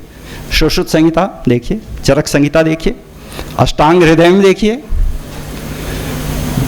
गार्ग संहिता देखिए, शारंगधर संहिता देखिए, कश्यप संहिता देखिए, भरद्वाज संहिता देखिए। कश्यप संहिता पीडियाट्रिक्स है, 12 साल के बच्चों के नीचे का इलाज होता है उसमें। और 8 इसके अंग हैं, आज भी वो पढ़ाया जा रहा है। आयुष का एक विशेष मतलब जो है आयुष मंत्रालय का एक तंत्र है, हमें इसको विकसित करने की हम वो है। और उसमें आयुर्वेद का नाम मैंने क्यों लिया? इसलिए कि आज आधा विश्व हमारा डिप्रेशन से मर रहा है, और आयुर्वेद में डिप्रेशन का, अर्थराइटिस का और लीवर का इतना सटीक इलाज है जिसका कि कहीं किसी भी पैथी में नहीं है। गुग्गुल के योग जो है आपको अर्थराइटिस ठीक करते हैं, ब्राह्मी जो है आपके दिमाग को, और अश्वगंधा आपके दिमाग को ठीक करती है। आप लेते रहिए उसको, बहुत अच्छी चीज है। और लीवर के लिए जो है कौमार वृद्धि के जितने भी वो है योग है सब। अब तो और एक नई जो पद्धति आई है नैनो टेक्नोलॉजी की, वो हमारे यहाँ तो रसों के रूप में थी। स्वर्ण भस्म, सिल्वर भस्म, प्रवाल भस्म, ये सब थे जो कि बैक्टीरिया के भीतर चले जाते हैं और उनको किल कर देते हैं। तो इसलिए ये जो हमारी ज्ञान पद्धति है, मैं शुक्रगुजार हूं मतलब इस संस्थान का कि कम से कम इस दिशा में एक बहुत बड़ा प्रयास हो रहा है, और आज से नहीं हो रहा है, काफ़ी दिनों से हो रहा है। और इतने विद्वानों को सुनने का मौका मिला, मैं तो कृतकृत्य हो गया, मैं धन्य हो गया। विदेशों से भी वैज्ञानिक आए हुए हैं, विद्वान आए हुए हैं। आप लोग सबसे मिल के, कल से मेरी वार्ता चल रही है लोगों से, आप क्वांटम मैकेनिक्स के इतने अच्छे जानकार हैं। और हमसे जब बात हो रही थी तो हमने कहा था कि मैं अगर मौका मिलेगा तो मैं अपने वक्तव्य में जरूर कहूंगा इस चीज़ को। वेद भरे पड़े हैं, हमारी आपकी जब वार्ता होगी तो हम लोग इस पर डिस्कस करेंगे। मैं यंगर जनरेशन से ये कहना चाहता हूँ, जो हमारे रिसर्च स्कॉलर्स हैं और हमारे जो प्रोफेसर्स हैं, वो कृपा करके इसको रिविजिट करने की कोशिश करें। अनर्गल बातें नहीं कही गई हैं। आपके अंदर इतना क्षीर नीर विवेक होना चाहिए कि अनर्गल बातों को आप छोड़ दीजिए। जो चीज़ें रेलेवेंट हो उस रेलेवेंस को आप समेट के रखिए और उसको प्रोपेगेट करिए, वो समझ में आए लोगों के कि वो क्या चीज़ कही गई है। और यही वो पद्धति है, यही वो विद्या है, यही वो ज्ञान है जिसने कि हमको बचाए रखा है। नहीं तो परेशानियां तो बहुत हैं। लोग अरबपति रहते हैं लेकिन पता चला क्या, सुसाइड कर लिया। काहे कर लिया? वो डिप्रेशन में रहते थे। संतोष की फिलॉसफी सबसे बड़ी फिलॉसफी है जो कि हमको दी गई। पुनर्जन्म की फिलॉसफी कि भाई पिछले जन्म में कुछ गड़बड़ किया होगा, तभी एक साइकोलॉजिकल एक इम्पैक्ट आता है दिमाग पर कि ऐसा नहीं कि हमने इसी जन्म में कोई गड़बड़ काम किया है जिसकी वजह से मुझे इतनी परेशानी देखनी पड़ रही है, पिछले जन्म का भी कुछ होगा। हो सकता है हाइपोथेटिकल हो, लेकिन मौका नहीं है। अभी मेरे पास आ गया है कि बहुत अब समय वो रह गया है। अब प्रयोग जो हो रहे हैं खास तौर पर जापान में हो रहे हैं प्रयोग, और वो प्रयोग इस बात को लेके हो रहे हैं कि मेमोरी क्या मतलब जो है निर्जीव वस्तुओं में भी होती है। हाँ होती है, प्रयोग हुए हैं। पानी पर प्रयोग हुआ है, वनस्पतियां तो जीवित हैं लेकिन पानी पर प्रयोग हुआ है, और ये चीज बात आई है। हिडन मिस्ट्री करके किताबें आई हैं जिस पर कि कभी और चर्चा होगी तो इस पर विशेष रूप से हम लोग बात करेंगे, उसमें आई है। मंत्र की जो थेरेपी है, शब्द के ऊपर जो थेरेपी है, ये आजकल जो है बहुत ज़्यादा प्रेयर थेरेपी जो है ये बहुत ज़्यादा पॉपुलर हो रही है। और उसमें एक एडवाइजरी आई है वर्ल्ड हेल्थ ऑर्गेनाइजेशन की जिसमें कहा गया है, खास तौर पर 60 साल के ऊपर के लोगों के लिए तो कहा गया है कि आप खूब बोलिए, बोलते रहिए, डायलॉग्स करते रहिए, और चीज़ें जोर जोर से पढ़िए। अखबार भी अगर आपको पढ़ना है तो जोर से पढ़िए। क्यों? क्योंकि उससे एक एकॉस्टिक जो वाइब्रेशंस होते हैं आपकी बॉडी में, ये आपको चैतन्य बनाते हैं, और चैतन्यता ही जीवन है। और चैतन्य अगर आप बने रहेंगे तो कुछ भी नहीं होगा। सबसे वेलबींग का सबसे बड़ा जो फंडामेंटल जो रूल है वो यही है कि बी एक्टिव, चैतन्य बने रहिए। इन शब्दों के साथ मैं एक बार फिर संस्थान को बहुत बहुत जो है बधाई देना चाहूँगा, इतने अच्छे आयोजन और इतने अच्छे उसके लिए। और ख़ास तौर पर जो हॉस्पिटैलिटी उन्होंने हम लोगों के लिए दिखलाई है वो तो अकथनीय है। उसके लिए तो बहुत बहुत धन्यवाद जितने भी ऑर्गेनाइजर्स हैं, और ख़ास तौर पर प्रोफेसर झा और इस संस्थान के जो और जो लोग हैं प्रबंध तंत्र में, उनको मैं बहुत बहुत धन्यवाद देना चाहूँगा।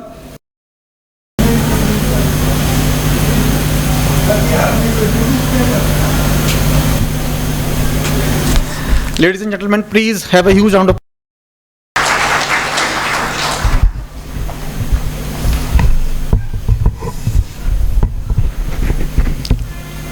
सबसे पहले मैं इस दीर्घा में बैठे हुए सभी लोगों का स्वागत करता हूं, अभिनंदन करता हूं और नमन करता हूं। विशेष तौर पे मंच पे आसीन बहुत माने जाने विद्वान, वक्ता, थिंकर्स, और चलते चलते मैंने जो आखिरी स्पीकर थे चंद्रमणि सिंह, उनसे मैंने परिचय अपना दिया कि आप लग रहा साइंटिस्ट हैं और फिजिसिस्ट हैं। तो उनका हाँ, एक फिजिसिस्ट अपने नॉलेज सिस्टम इतनी गहराई से अपने विचार रखे और उसको साइंस से जोड़ने की प्रक्रिया को बहुत ही सफल तरीके से क्रियान्वित किया। आप सबकी तरफ से और मंच की तरफ से चंद्रमणि सिंह जी आपको बहुत बहुत बधाई देता हूं। और इस तरह के विषय रखने का जो मुख्य उद्देश्य यही था कि कैसे वर्तमान को अपने भूत से जोड़ा जाए और भूत और वर्तमान को जोड़ के भविष्य की परिकल्पना की जाए ताकि देश को आगे बढ़ाया जा सके। अब इसमें बहुत सारी बातें कही गई हैं, समय बहुत कम है। हमारे बुजुर्गवार चेयरमैन साहब बैठे हैं, विद्वान भी हैं, प्रशासक भी हैं, आइडियोलॉजिकली कमिटेड हैं और बहुत अच्छे प्रशासक भी रहे हैं। 5-5, 6-6 यूनिवर्सिटी के वाइस चांसलर रहे और फिर भी स्वास्थ्य देखिए इतना बढ़िया है। वाइस चांसलर बनने के बाद लोगों को ब्लड प्रेशर हो जाता है, शुगर हो जाता है, आर्थराइटिस हो जाता है। अभी देखिए लग रहा अभी 60-65 साल के हैं, अभी रिटायर हुए।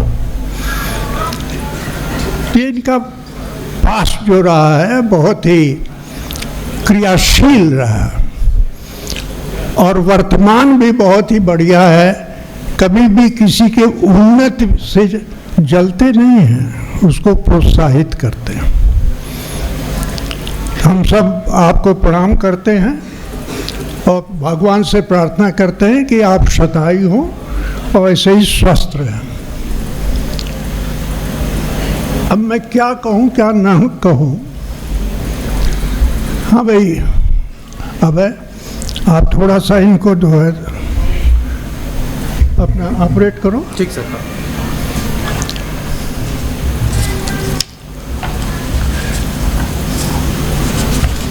मैं इसको शॉर्टकट कर दूंगा, ज़्यादा समय नहीं लूँगा, आप निश्चिंत रहिए।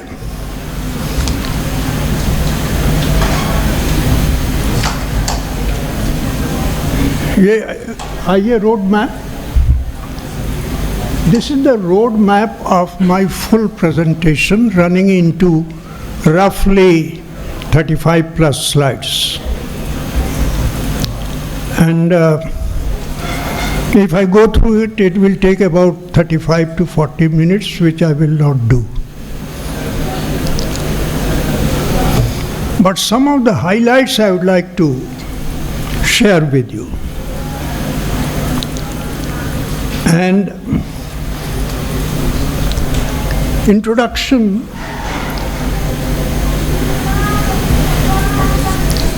it is based on understanding of human being as well as of nature and entire universe. You know, Chandramani ji ने भी वही कहा कि ये जो यूनिवर्स है, ब्रह्मांड, उन्होंने कहा और जो ह्यूमन बीइंग है, इसमें साइंस भी इन्वॉल्व है, ब्रह्मांड भी है और हमारे आप जैसे ह्यूमन बीइंग्स भी है। इसके कंस्टलेशन को, इसके एग्जिस्टेंस, इंटरेक्शन एंड फ्यूचर को कैसे देखा जाए, कैसे समझा जाए, कैसे इंटरप्रेट किया जाए। हाँ जी संदीप जी, आपके लिए भी मैसेज है, जल्दी आ जाना आप। इन्हीं की वजह से ये 1.5-2 घंटा स्पिल ओवर किया, इसलिए उनको भी मैसेज देना चाहिए यहाँ से। तो ये जो बात कही गई है, it is based on a deep understanding of human being. ये हमारे बेंगलुरु से आए हुए प्रोफेसर साहब ने बहुत अच्छा प्रेजेंटेशन दिया। इन 2 प्रेजेंटेशन से मैं बहुत प्रभावित हुआ, चंद्रमणि जी के और बेंगलुरु के प्रेजेंटेशन से, कि इतना गूढ़ विषय है, इतना डीप रूटेड इसके इम्प्लीकेशंस हैं कि उन इम्प्लीकेशंस को अगर जो डाइसेक्ट किया जाए, perhaps it will take several years, centuries, thousands of years and so on, and it's still new theories, new interpretations, new light will be seen by the people, the universe and the mankind. So this is what basically is the trio, the human, the universe, the known and unknown. So this kind of, mythological, Vedic scriptures of Hindu religion, and of course the scientific discoveries made from time to time, they form the crux of this. Next. This has been the approach of Indian culture. That is, we have been always believing in what is known as Vasudhaiv Kutumbakam. That means the entire humanity is one family. And Sarve Bhavantu Sukhina, Sarve Santu Niramaya. May all be prosperous and happy. May all be free from illness.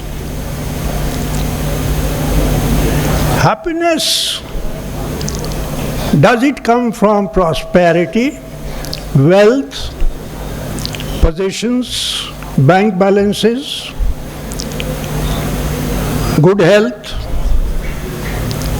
Or it comes from something which is inner to human, which basically is the link between what our scriptures say and what we are prescribed to follow. Now that is what is the spirit behind globalization, privatization. Why privatization? Doctor साहब, आप सारी ज़िंदगी जो है public sector में बिताए हैं, accept your last assignment. और चंद्रमणि जी, आप भी पूरा हमें लगता है पब्लिक सेक्टर में बिताए हैं। पब्लिक सेक्टर का 2 प्रारूप जो सामने दिखाई देता है, जो क्रीम है पब्लिक सेक्टर का, by public sector I mean bureaucracy also, वो तो बहुत काम करता है। लेकिन जितना आप you travel down to middle and then from middle to lower, वो उतने ही ऑब्स्टेकल क्रिएट करता है, उतने ही वो जो है सिस्टम को टारपीडो करता है। और till this date, whatsoever one may claim Modi ji ने बहुत अचीवमेंट किया, बहुत किया। इंडिया कहाँ था, कहाँ ले जाके खड़ा कर दिया। अब इंडिया को लोग कंसल्ट कर रहे हैं, मोदी जी को कंसल्ट कर रहे हैं। But the lower side of public sector, including the bureaucracy and the administrative mechanism, they have not been improved upon in the light of this, that may all be prosperous and happy. It is still far, far away. यही SMS जो है अपने campus को बढ़ाना चाहता है। 2 साल से दौड़ रहे हैं, यहाँ एक बैठे हुए mister Vinod Kumar Singh, whole time इनका यही काम है कि यहाँ से लखनऊ दौड़ो। और संयोगवश बहुत ही कर्मठ और ईमानदार चीफ मिनिस्टर भी मिला हुआ है। ये यूपी का सौभाग्य है। लेकिन आप लोगों ने क्वांटम मैकेनिक्स और थियरी ऑफ रिलेटिविटी वगैरह पर तो ध्यान दिया। अच्छे कैंडिडेट यूपी पीएससी में आ जाए, पीसीएस बन जाए, उस पर ध्यान दिया, लेकिन इस पर ध्यान नहीं दिया आपने, जिसका प्राइस हम लोग भुगत रहे। और जितना सुधार मोदी जी कर रहे हैं, he starts from macro. Now the controversy is whether we should start from micro, go to macro, or start from macro, come down to micro. तो ये जो लिखा हुआ may all be free from illness, ये mental illness है। हम नीचे हैं, परमानेंट नौकरी है, काम नहीं करेंगे, रोड़े अटकाएंगे और उससे पैसा कमाएंगे। आप बहुत होगा 2-4 जो है छापे मार लोगे। अभी कल परसों आया है कि 40 करोड़ रुपया जो है मिला छापे में। सो व्हाट, इतने ज़्यादा लूप होल्स हैं कि वो सब लूजन हो जाएगा तो सब छूट जाएगा। तो ये केवल एक श्लोक नहीं है, it's a way of thinking, way of doing, way of plugging the loop holes and try to make the whole system vibrant right from grassroots up to the top. तो इसके में बहुत सारी चीज़ें छिपी हैं, अब उसके डिटेल्स में मैं नहीं जाना चाहता हूँ, कुछ मैंने कह दिया। अब दूसरा स्लाइड।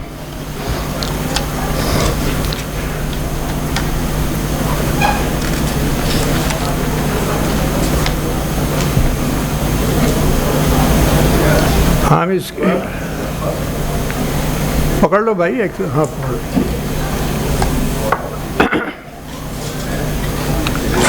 यूनाइटेड नेशंस यूनिवर्सिटी एक है,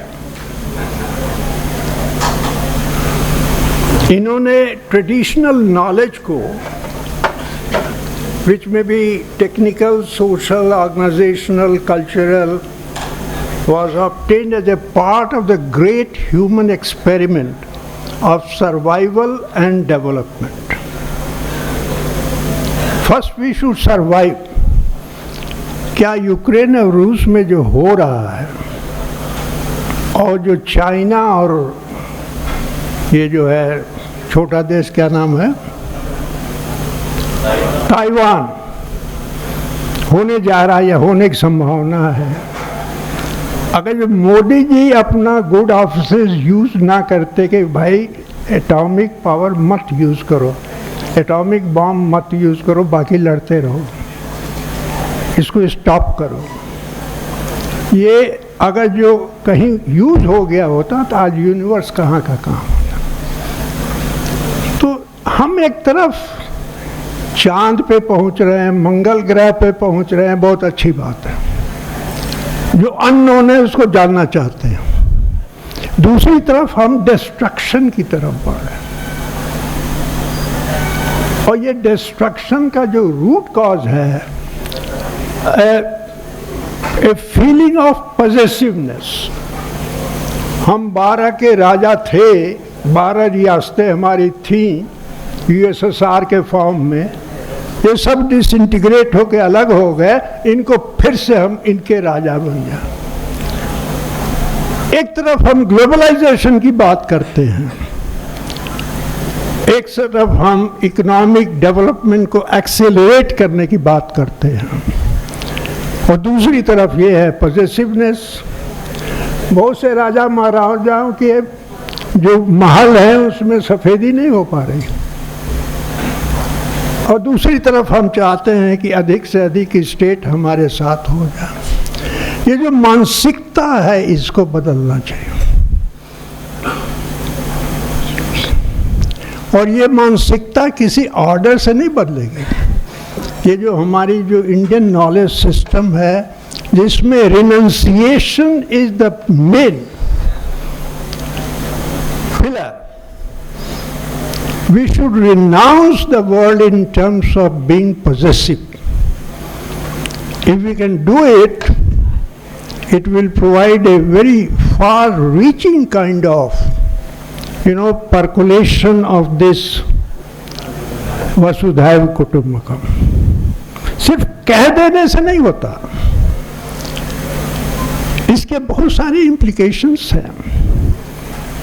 उन implications को अगर हम ध्यान में रखें तो फिर मैं आपको सिर्फ स्लाइड्स दिखा देता हूँ, लास्ट में कुछ कह दूंगा। हाँ जी, go ahead. Holistic human knowledge system, next. Holistic human knowledge system क्या है, ये सब है। और holistic education, this is very important.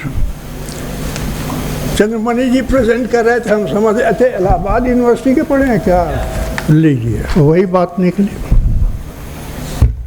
विषय मैंने आइडेंटिफाई कर लिया, इनका जो इलाहाबाद से एसोसिएशन लगा मुझे कि भाई वहाँ पर फिजिक्स बहुत ही एडवांस सेंटर है लर्निंग का, और मैं भी इलाहाबाद से पढ़ा हूँ, लेकिन way back in 1958 I left the university. अब मैं I am running 89th year of my life. लेकिन आपने कहा ना कि अपने चलते चलते कि जब तक आदमी चैतन्य रहेगा तभी तक जो है उसकी ऊर्जा बनी रहेगी।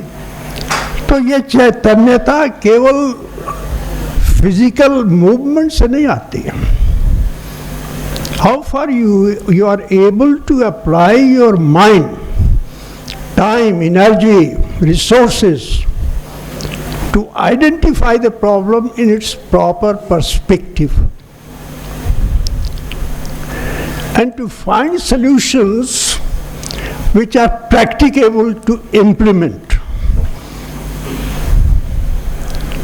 ये जो माइक्रो मैक्रो की कंट्रोवर्सी या प्रेफरेंस मैंने आपके सामने रखा था, it is not like water tight, यहाँ से यमुना जी आ रही हैं और यहाँ से गंगा जी आ रही है, इलाहाबाद में संगम हो रहा है। It's not like that.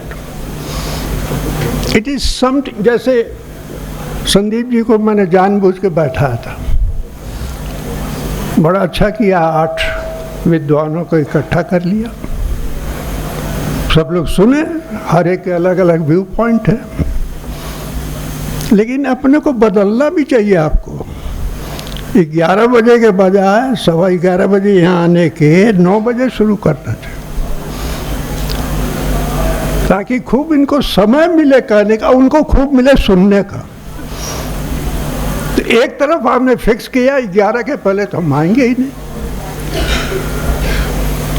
और दूसरी तरफ स्कॉलर सब बुला लिए, बहुत अच्छी बात है। तो अपने आप को एडजस्ट करना है टू द न्यू सिनेरियो। हम लोग करते हैं साल में 10 बजे, ये रैना साहब बैठे हुए हैं, at in one of the our international conference I was 2 minutes late and it is started. 2 minutes I was late as chairman and it is started. ये that kind of brevity, preciseness, accuracy should be practiced.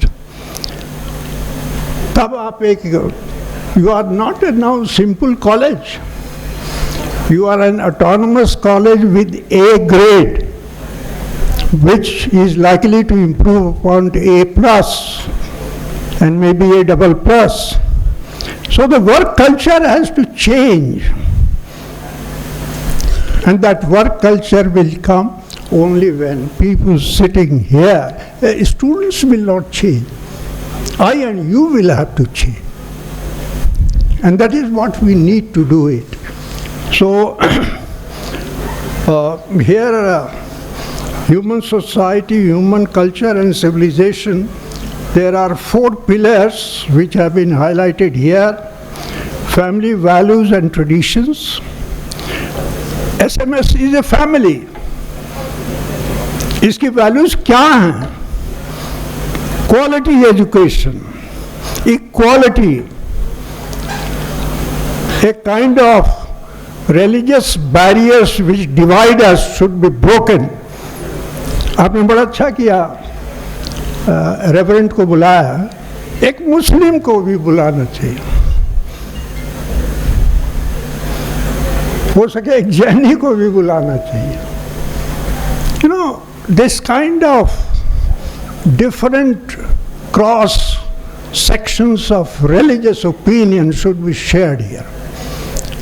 It's not only Hindus who have the best of their traditions and scriptures, others also have. Let's listen to them. Let's share their experiences. You may not invite me. Doctor साहब, इनको ये लोग, हम लोग तो वहाँ भी बैठ के सुन सकते हैं. But let others who hold different kind of religious orientation, they should come and share with us. And then humane world perspective, which I gave the example of this USSR, Russia now, and Ukraine and Taiwan and China and USA. Where the world is going? It's on the verge of a catastrophe. उसको हमें avoid करना चाहिए. And this is the way. Then human values and cultures, and then perspective to live in harmony. यहाँ पे procession किस रास्ते से निकलेगा, उस पे जो है विवाद हो जाता है, उस पे तलवारें खिंच जाती हैं, उस पे गोली चल जाती है. यही हमारी अचीवमेंट है 70-75 साल की आज़ादी का. यही हमारा जो है सेकुलर वैल्यूज हैं. और इसका रूट काज सिंह साहब जानते हैं क्या? सत्ता जो है, the so called secular India, इसके पीछे हम इतने दीवाने हो गए हैं, कुछ सत्ता को पाने के लिए कुछ भी करने को तैयार. और उससे सारी वैल्यूज जो है, ह्यूमैनिटी जो है, दे आर सफरिंग. तो मैं बहुत कुछ नहीं कहना चाहता हूँ. यहीं पे मैं, बहुत सारी लंबी है लिस्ट, यहीं पे स्टॉप करता हूँ. और लास्ट स्लाइड जा दिखा दीजिए.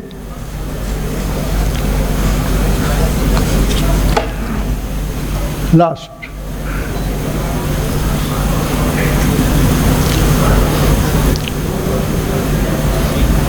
हाँ, नहीं, लास्ट में जाओ भाई. 36, slide number 36.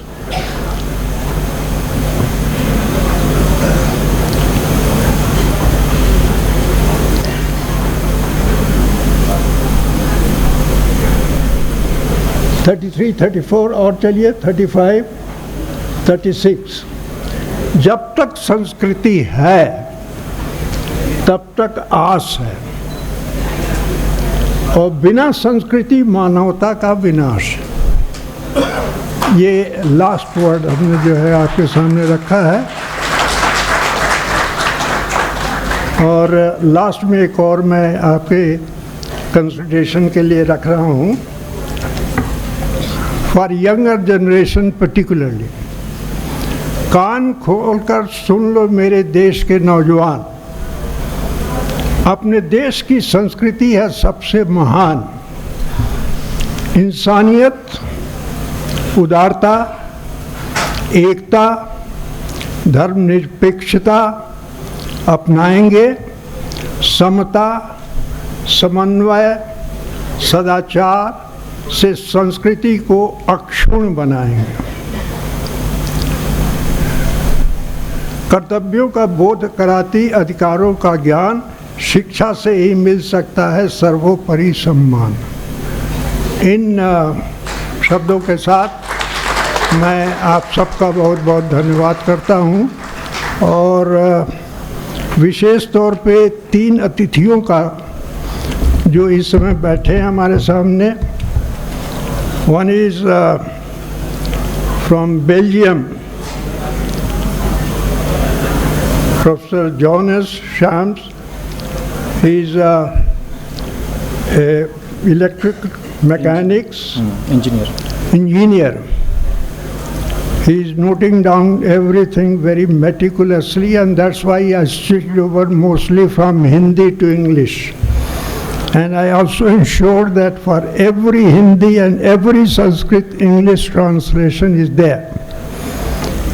I'm also grateful to the presence of Professor Ravinder Rena, Professor of Economics, DUT Durban, South Africa, and Sri Amit Pratap Singh, Director IFCO.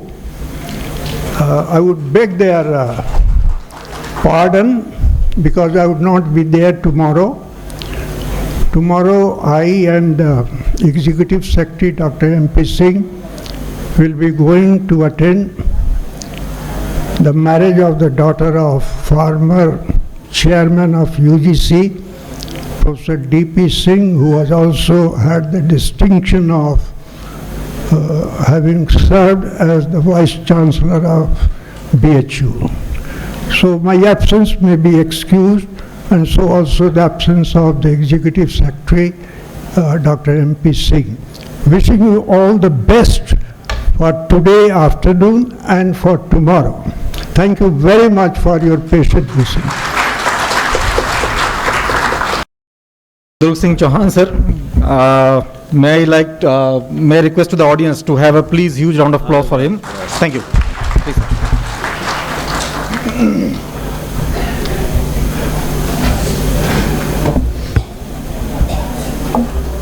On dais, very scholarly Indian giants. They have pushed you everything today. I think you cannot even digest the food they have given whole life.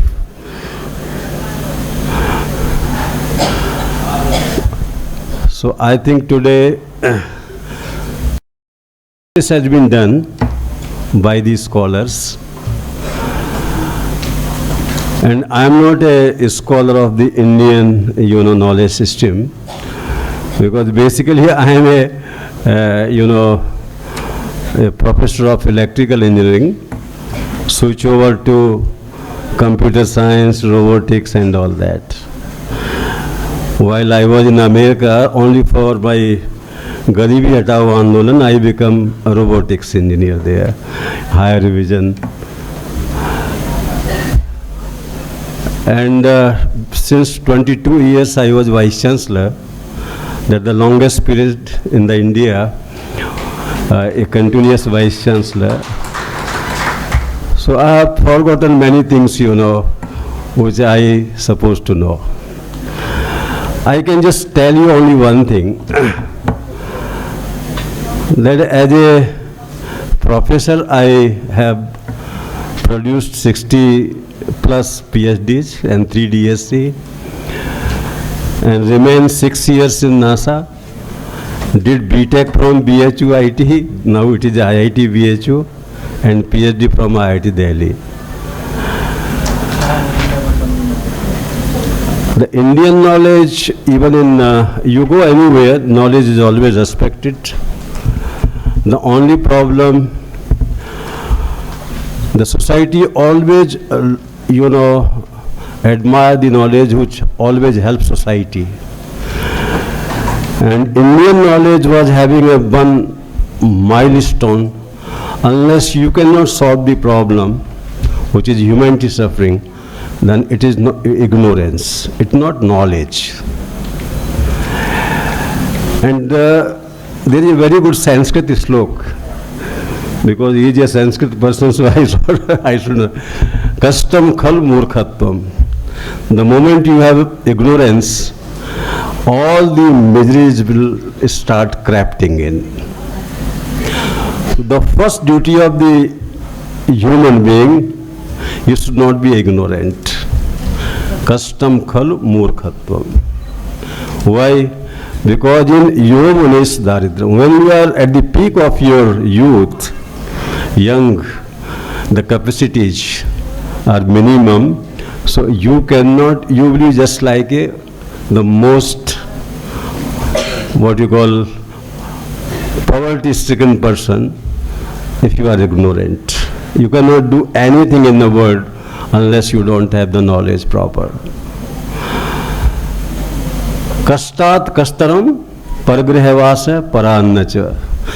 The moment you just go in the deep of the ignorance, the modern ignorance, whatever you call it, you face interview rejected, because of ignorance. You are not up to date. You are not up to date with the expectations. The Indian knowledge system is very old, and old thing always inspires.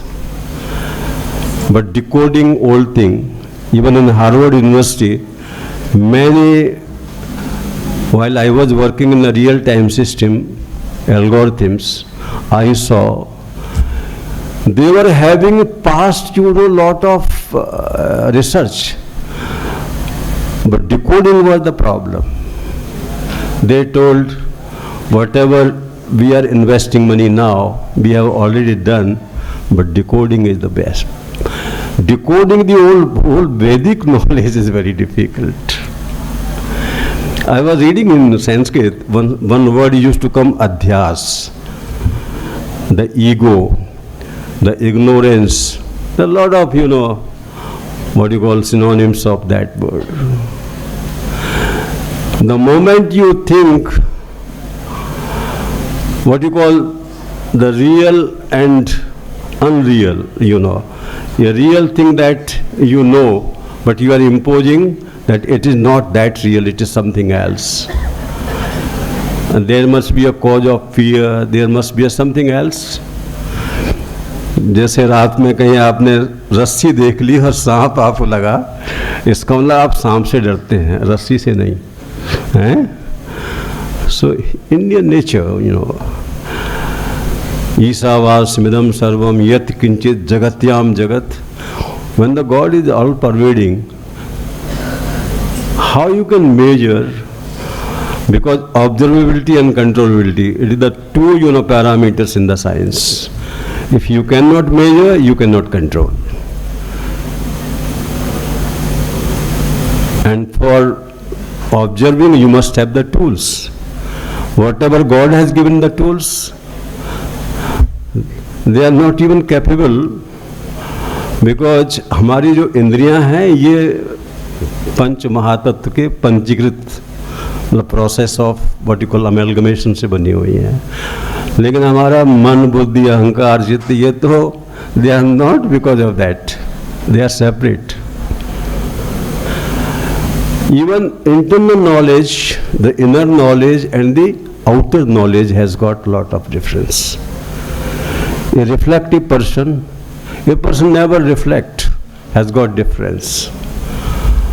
Then practical, वो कहते हैं ना कि एक नाविक ने पूछा पंडित जी से कि आप कहाँ जाओगे, उसने कहा हम तो इस घाट से, सामने घाट से रामनगर जाएंगे. रास्ते में there was some adverse condition, some eddy currents were there. उसने कहा पंडित जी ने पहले पूछा उसको, तूने गीता पढ़ा है? मैंने नहीं पढ़ा, तेरी जिंदगी बेकार. वेद पढ़े हैं? नहीं. अरे तुम तो संपूर्ण मूर्ख हो, बेकार. उसने बाद में पूछा पंडित जी तैरना आता है? हैं? उसने कहा नहीं, तो आपकी तो पूरी जिंदगी ही बेकार है। So we must be perfect in our own profession, and we must have a complete, what you call the cover of the knowledge of the entire world. Unless you are not exposed, unless you have not traveled, because nowadays it is very difficult. 1988, when I have gone to America, that time, the total cost of one way was only 10,000 rupees. But 10,000 was not our salary, because I was associate professor. My salary was only 4,000. So if I could have saved 3 months' salary without eating anything, then only it was possible to go America. But now, at least in 1 month's salary you can go. But invest your entire energy for exposing yourself with the world. Rishi, Muni, whatever they have done, they have immense, of the knowledge, imagination. Even in the NASA, somebody told me, how could your forefathers discriminate between wind and space? When I don't have any response and reply exactly how they have done. Sapeksh, Nirpeksh. One person was doing in Sanskrit Vishwavidyalaya, this Swayam Nagendra Pandey, the president of the trust of your Kashi Vishwanath temple. He was doing his PhD in 70s. So he was, in a dilemma how to understand theory of relativity. So I told, why you want, you are astrology, person and doing PhD. उसने कहा, यार पृथ्वी सूर्य के चक्कर लगा रही है कि सूर्य पृथ्वी ये चक्कर है और कुछ नहीं है. I have to prove that our astrology is correct. मैंने तो उसने कैसे कहोगे? बोला कि हमारा जो ध्रुव तारा है ना, it is fixed. अब उसके रिलेटिव कोई कुछ भी घूम रहा है, क्या फर्क पड़ता है? पृथ्वी घूम रही है कि सूर्य घूम रहा है. The concept in Indian mythology or whatever you call science is very different. Because mathematically, I'm telling you, because I have done so many, very deep research in nonlinear system. One of my paper, when I put the absolute value while I was iterating, the one professor from the Australia, he told, how you could get the solution? I was not getting since 10 years. I told, because it was only negative positive, I made it fixed positive. So it got, and in engineering, mathematics may be wrong, but in engineering, if it can give you solution, then it is right. Because engineering means we have to solve it. When you can solve anything, then you are engineer. And if you cannot solve, then you can be anything, If you can spoil it, you can be anything. In our own system, because most of our rishis, they gave a very humanistic, philosophical, foundation for the entire, because वो कह रहे थे चीन और भारत की ही 50% GDP, हो सकता है पूरा विश्व इतने में ही रहता हो पहले. That may be possible, because I was reading that P.N. Oak, the 3000, Vedic civilization before Christ, he has written one book. Maybe possible. The people may not be, daring to go in that critical, situations of the, what you call, living situations over there. So what I feel, now the entire human model is there. Whatever knowledge we have, whatever knowledge now, in the world, we have to strike a balance how the society will, what you call, शाश्वत जीवन. शाश्वत जीवन में और शाश्वत व्यक्ति तो शाश्वत नहीं हो सकता, He will die someday 100 साल का कहते हैं, जीवेद वर्षतम साग्रम अपमृत्यु विवर्जिता, ऐसे बोलते हैं. We should live for 100 years and this not be a intermittent death. जीवेद वर्षतम साग्रम अपमृत्यु विवर्जिता. But what will happen then? Sustainable. It is a collective growth. It is not for individual. There may be some individual parameters also. The society had to have the habits which can be sustainable. Just like education must be sustainable. लोग बच्चे पैदा होंगे, why they should be ignorant? हर एक के पास शिक्षा होनी चाहिए. नैतिक जीवन कैसे, हाउ टू इम्बाइब नैतिक, मतलब इम्बाइब दी मॉरल लाइफ, सबके मन में आना चाहिए. नरकस्य त्रिद्वारम कामम क्रोधम लोभम, ऐसा कहते हैं ना. बिकॉज ऑफ क्रोध, जो आप कहते हैं एटॉमिक डिवास्टेशन में टेक प्लेस. क्रोध ही है और क्या है वो, या लोभ हो सकता है, वॉट एवर, ईगो हो सकती है. इतनी जनरेशन पूरे वर्ल्ड में, इतनी population, India and China become almost 3 billions because of why, we don't have self constraint. India में क्या था, ब्रह्मचर्य, जंगल में रहो, गृहस्थी के लिए बस आ जाओ जहाँ जाना हो, इसके बाद वानप्रस्थ, फिर संन्यास, सब जंगल में ही रहना था. Now we don't have any forest where we can stay for 3/4 of the life. So the old values, was evolved, but now we have to evolve in new values, how we can live happily. And Indian system, very good, there's no doubt. They have given some, acts. Now the modern knowledge is also going on. There must be some compromise or some balance between two. But ultimately, selflessness, वो एक गीता का श्लोक है कि जब भगवान ने सृष्टि की रचना की तो यज्ञों की रचना की. जब मैं आपके लिए अच्छा सोचूंगा तो मेरा अच्छा होगा, ये व्यक्ति भूल जाता है. मैं अपने लिए अच्छा सोचूंगा तभी अच्छा होगा, ये जो है introvert thinking. Extrovert thinking is missing. यदि हम सबका अच्छा करेंगे तो हमारा अच्छा होगा. और मेरी माँ जो थी वो इतनी पढ़ी लिखी नहीं थी. मतलब पिताजी तो बहुत पढ़े थे, MSc उस जमाने के दुनिया भर के थे, वो 1928 के MSc थे. लेकिन मैं बनारस पढ़ने आ रहा था और वो थोड़ा तबीयत उसकी ठीक नहीं सी, died also the same year. कहती थी, बेटा जो आदमी रिश्वत लेता है उसका वंश नहीं चलता,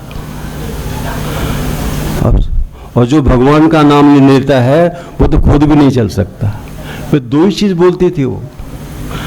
हाँ, मैं ये सोचता था कि भारतवर्ष में how it has been inherited. सत्यम वद, the entire world investing lot of money on सत्यम वद, सत्य बोलने के लिए.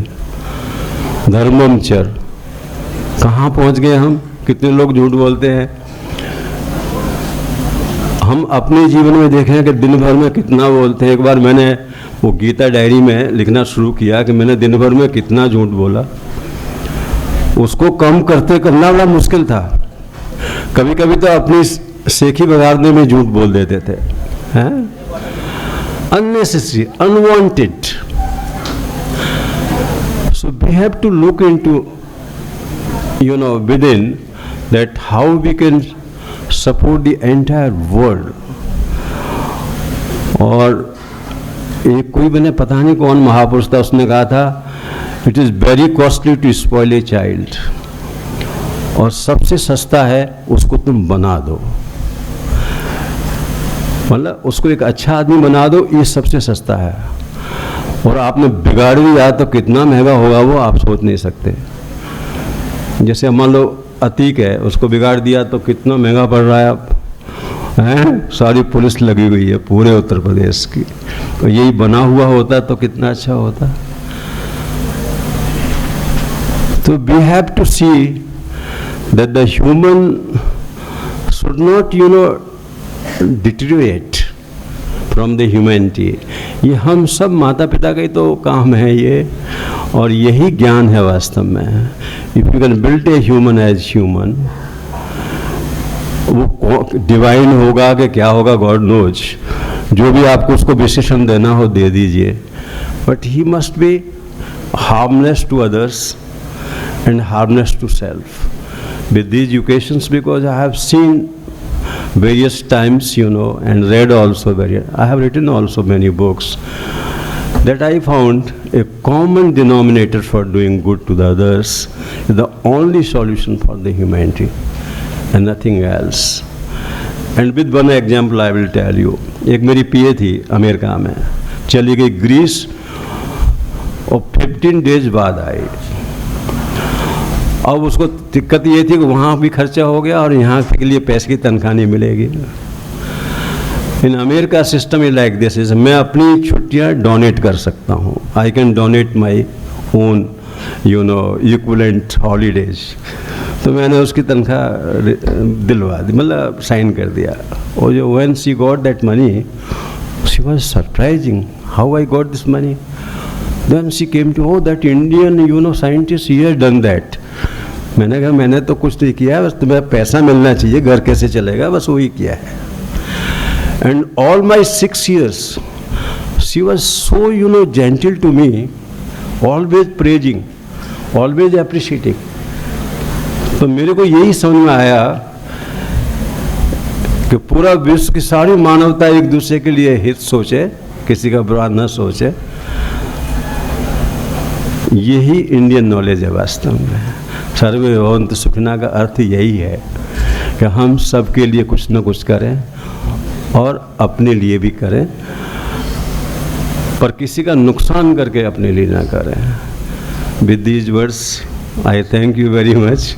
मुझे बुलाया आपने यहाँ पे। वैसे तो ये I was the vice chancellor, founder vice chancellor of the UP2 in this came in existence थे।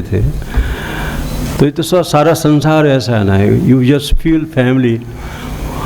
When I came from Rajasthan I was alone here, but in 55 years I may be knowing lakhs and lakhs of the people.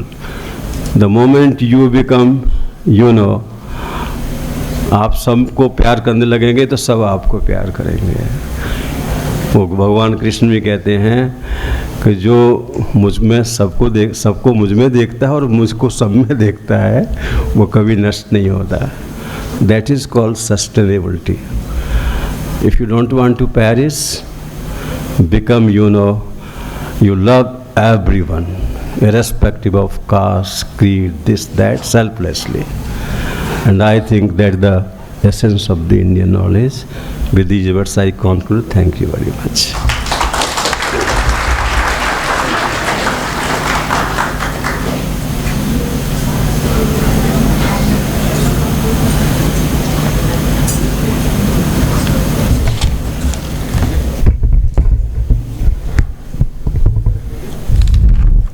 Thank you so much, sir, for sparing your precious time and sharing your words, wisdom and knowledge with all of us.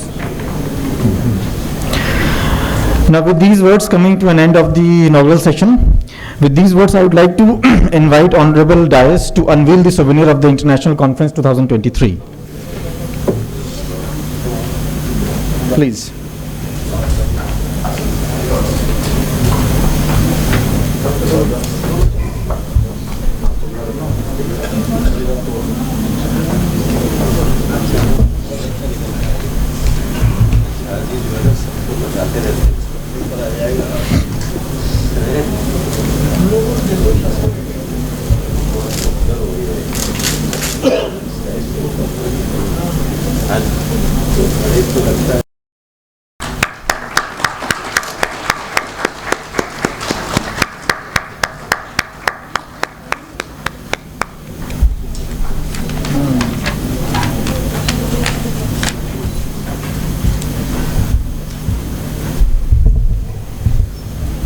Thank you, Honorable Dice. Gratitude makes sense of our past, brings peace for today, and creates a vision for tomorrow. With these words to show the gratitude, may I now request our Honorable Director, Sir, Professor Priyan Jha, to present a memento and shawl to the chief guest of today's ceremony, Professor D.S.Chauhan, Vice Chancellor Dr. A.P.J. Abdul Kalam Technical University, Lucknow, as a token of gratitude and affection.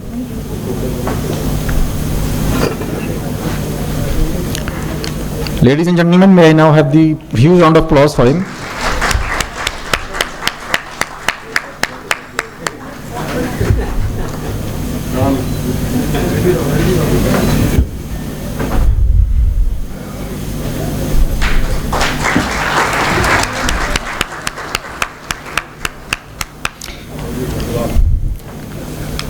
Again, may I request Professor P.N. Jha sir to present a memento and shawl to our guest of honor, Professor Rana P.B. Singh, former Professor of Cultural Landscape and Heritage Studies, BHU, Varanasi, as a token of affection and thankfulness.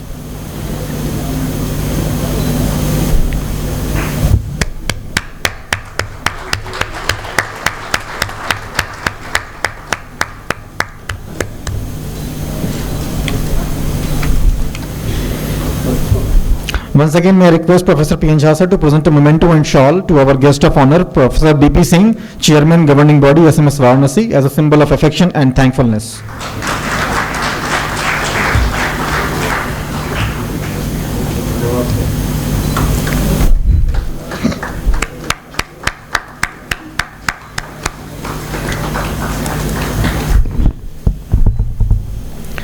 Up next, may I now request Professor P.N. Jha sir again to present a memento and shawl to the guest of honor, Right Reverend Eugene Joseph, Bishop of Varanasi, as a token of affection and gratitude.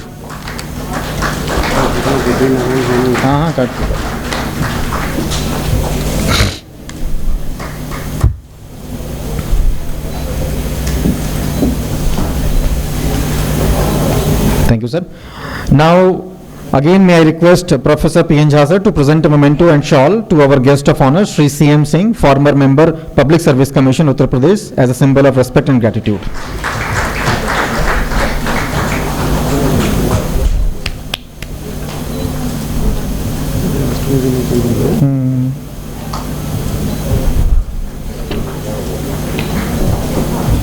Last but not the least, may I request Professor P.N. Jha sir to present a memento to the guest of honor, Professor Vinay Chandra B.K., Director, Center for Indian Knowledge System, Chanakya University, Bengaluru, as a token of affection and gratitude.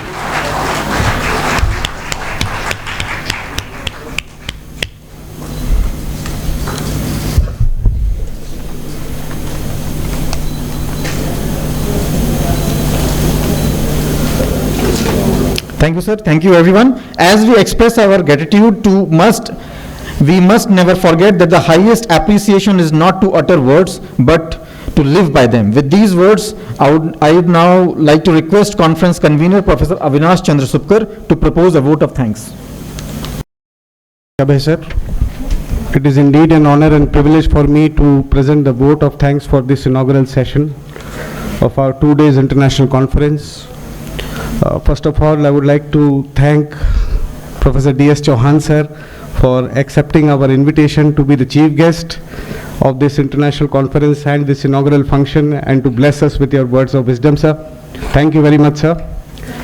Further, I would like to thank Professor B.P. Singh sir. He is like a head of the family to us for his ever inspiring words and motivation. I would like to thank Professor Rana P.V. Singh sir. I would like to thank Vinay Chandra ji. I would like to thank Bishop Eugene Joseph ji and Dr. C.M. Singh sir for being present in this inaugural session. Thank you so much. To summarize, ladies and gentlemen, what we have sum up in this inaugural session is that Indian civilization has always attached value to knowledge, right? Further, if I have to add to this, we can say that we have a large body of intellectual thoughts. We have a large collection of ancient manuscripts. We have, a tradition of thinkers and schools in different disciplines of knowledge. Our Indian knowledge system has always been in continuation of 3 words, that is darshan, gyan and vidya. The coming 2 days, I think we will have darshan in the form of paper presentations. From those paper presentations, we will have Gyan, and that Gyan probably in the near future will become a discipline of knowledge. With these words, I thank everybody and wish you all the best for your presentations. Thank you very much. Thank you, sir. Up next, I would like to request everybody on the dais and audience to please stand up for the national anthem.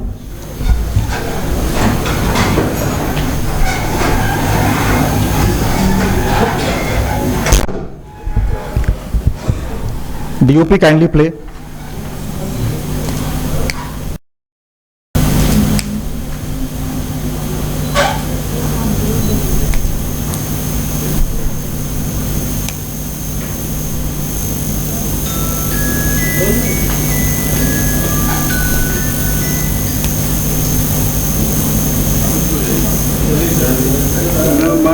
अधिनायक जय हे भारत भाग्य विधाता, पंजाब सिंध गुजरात मराठा द्राविड़ उत्कल बंगा, विंध्य हिमाचल यमुना गंगा उच्चल जलति तरंगा, तब शुभ नामे जागे तब शुभ आशीष मांगे, गाहे तब जय गाथा, जन गण मंगल धायक जय हे भारत भाग्य विधाता, जय हे जय हे जय हे जय जय जय जय हे.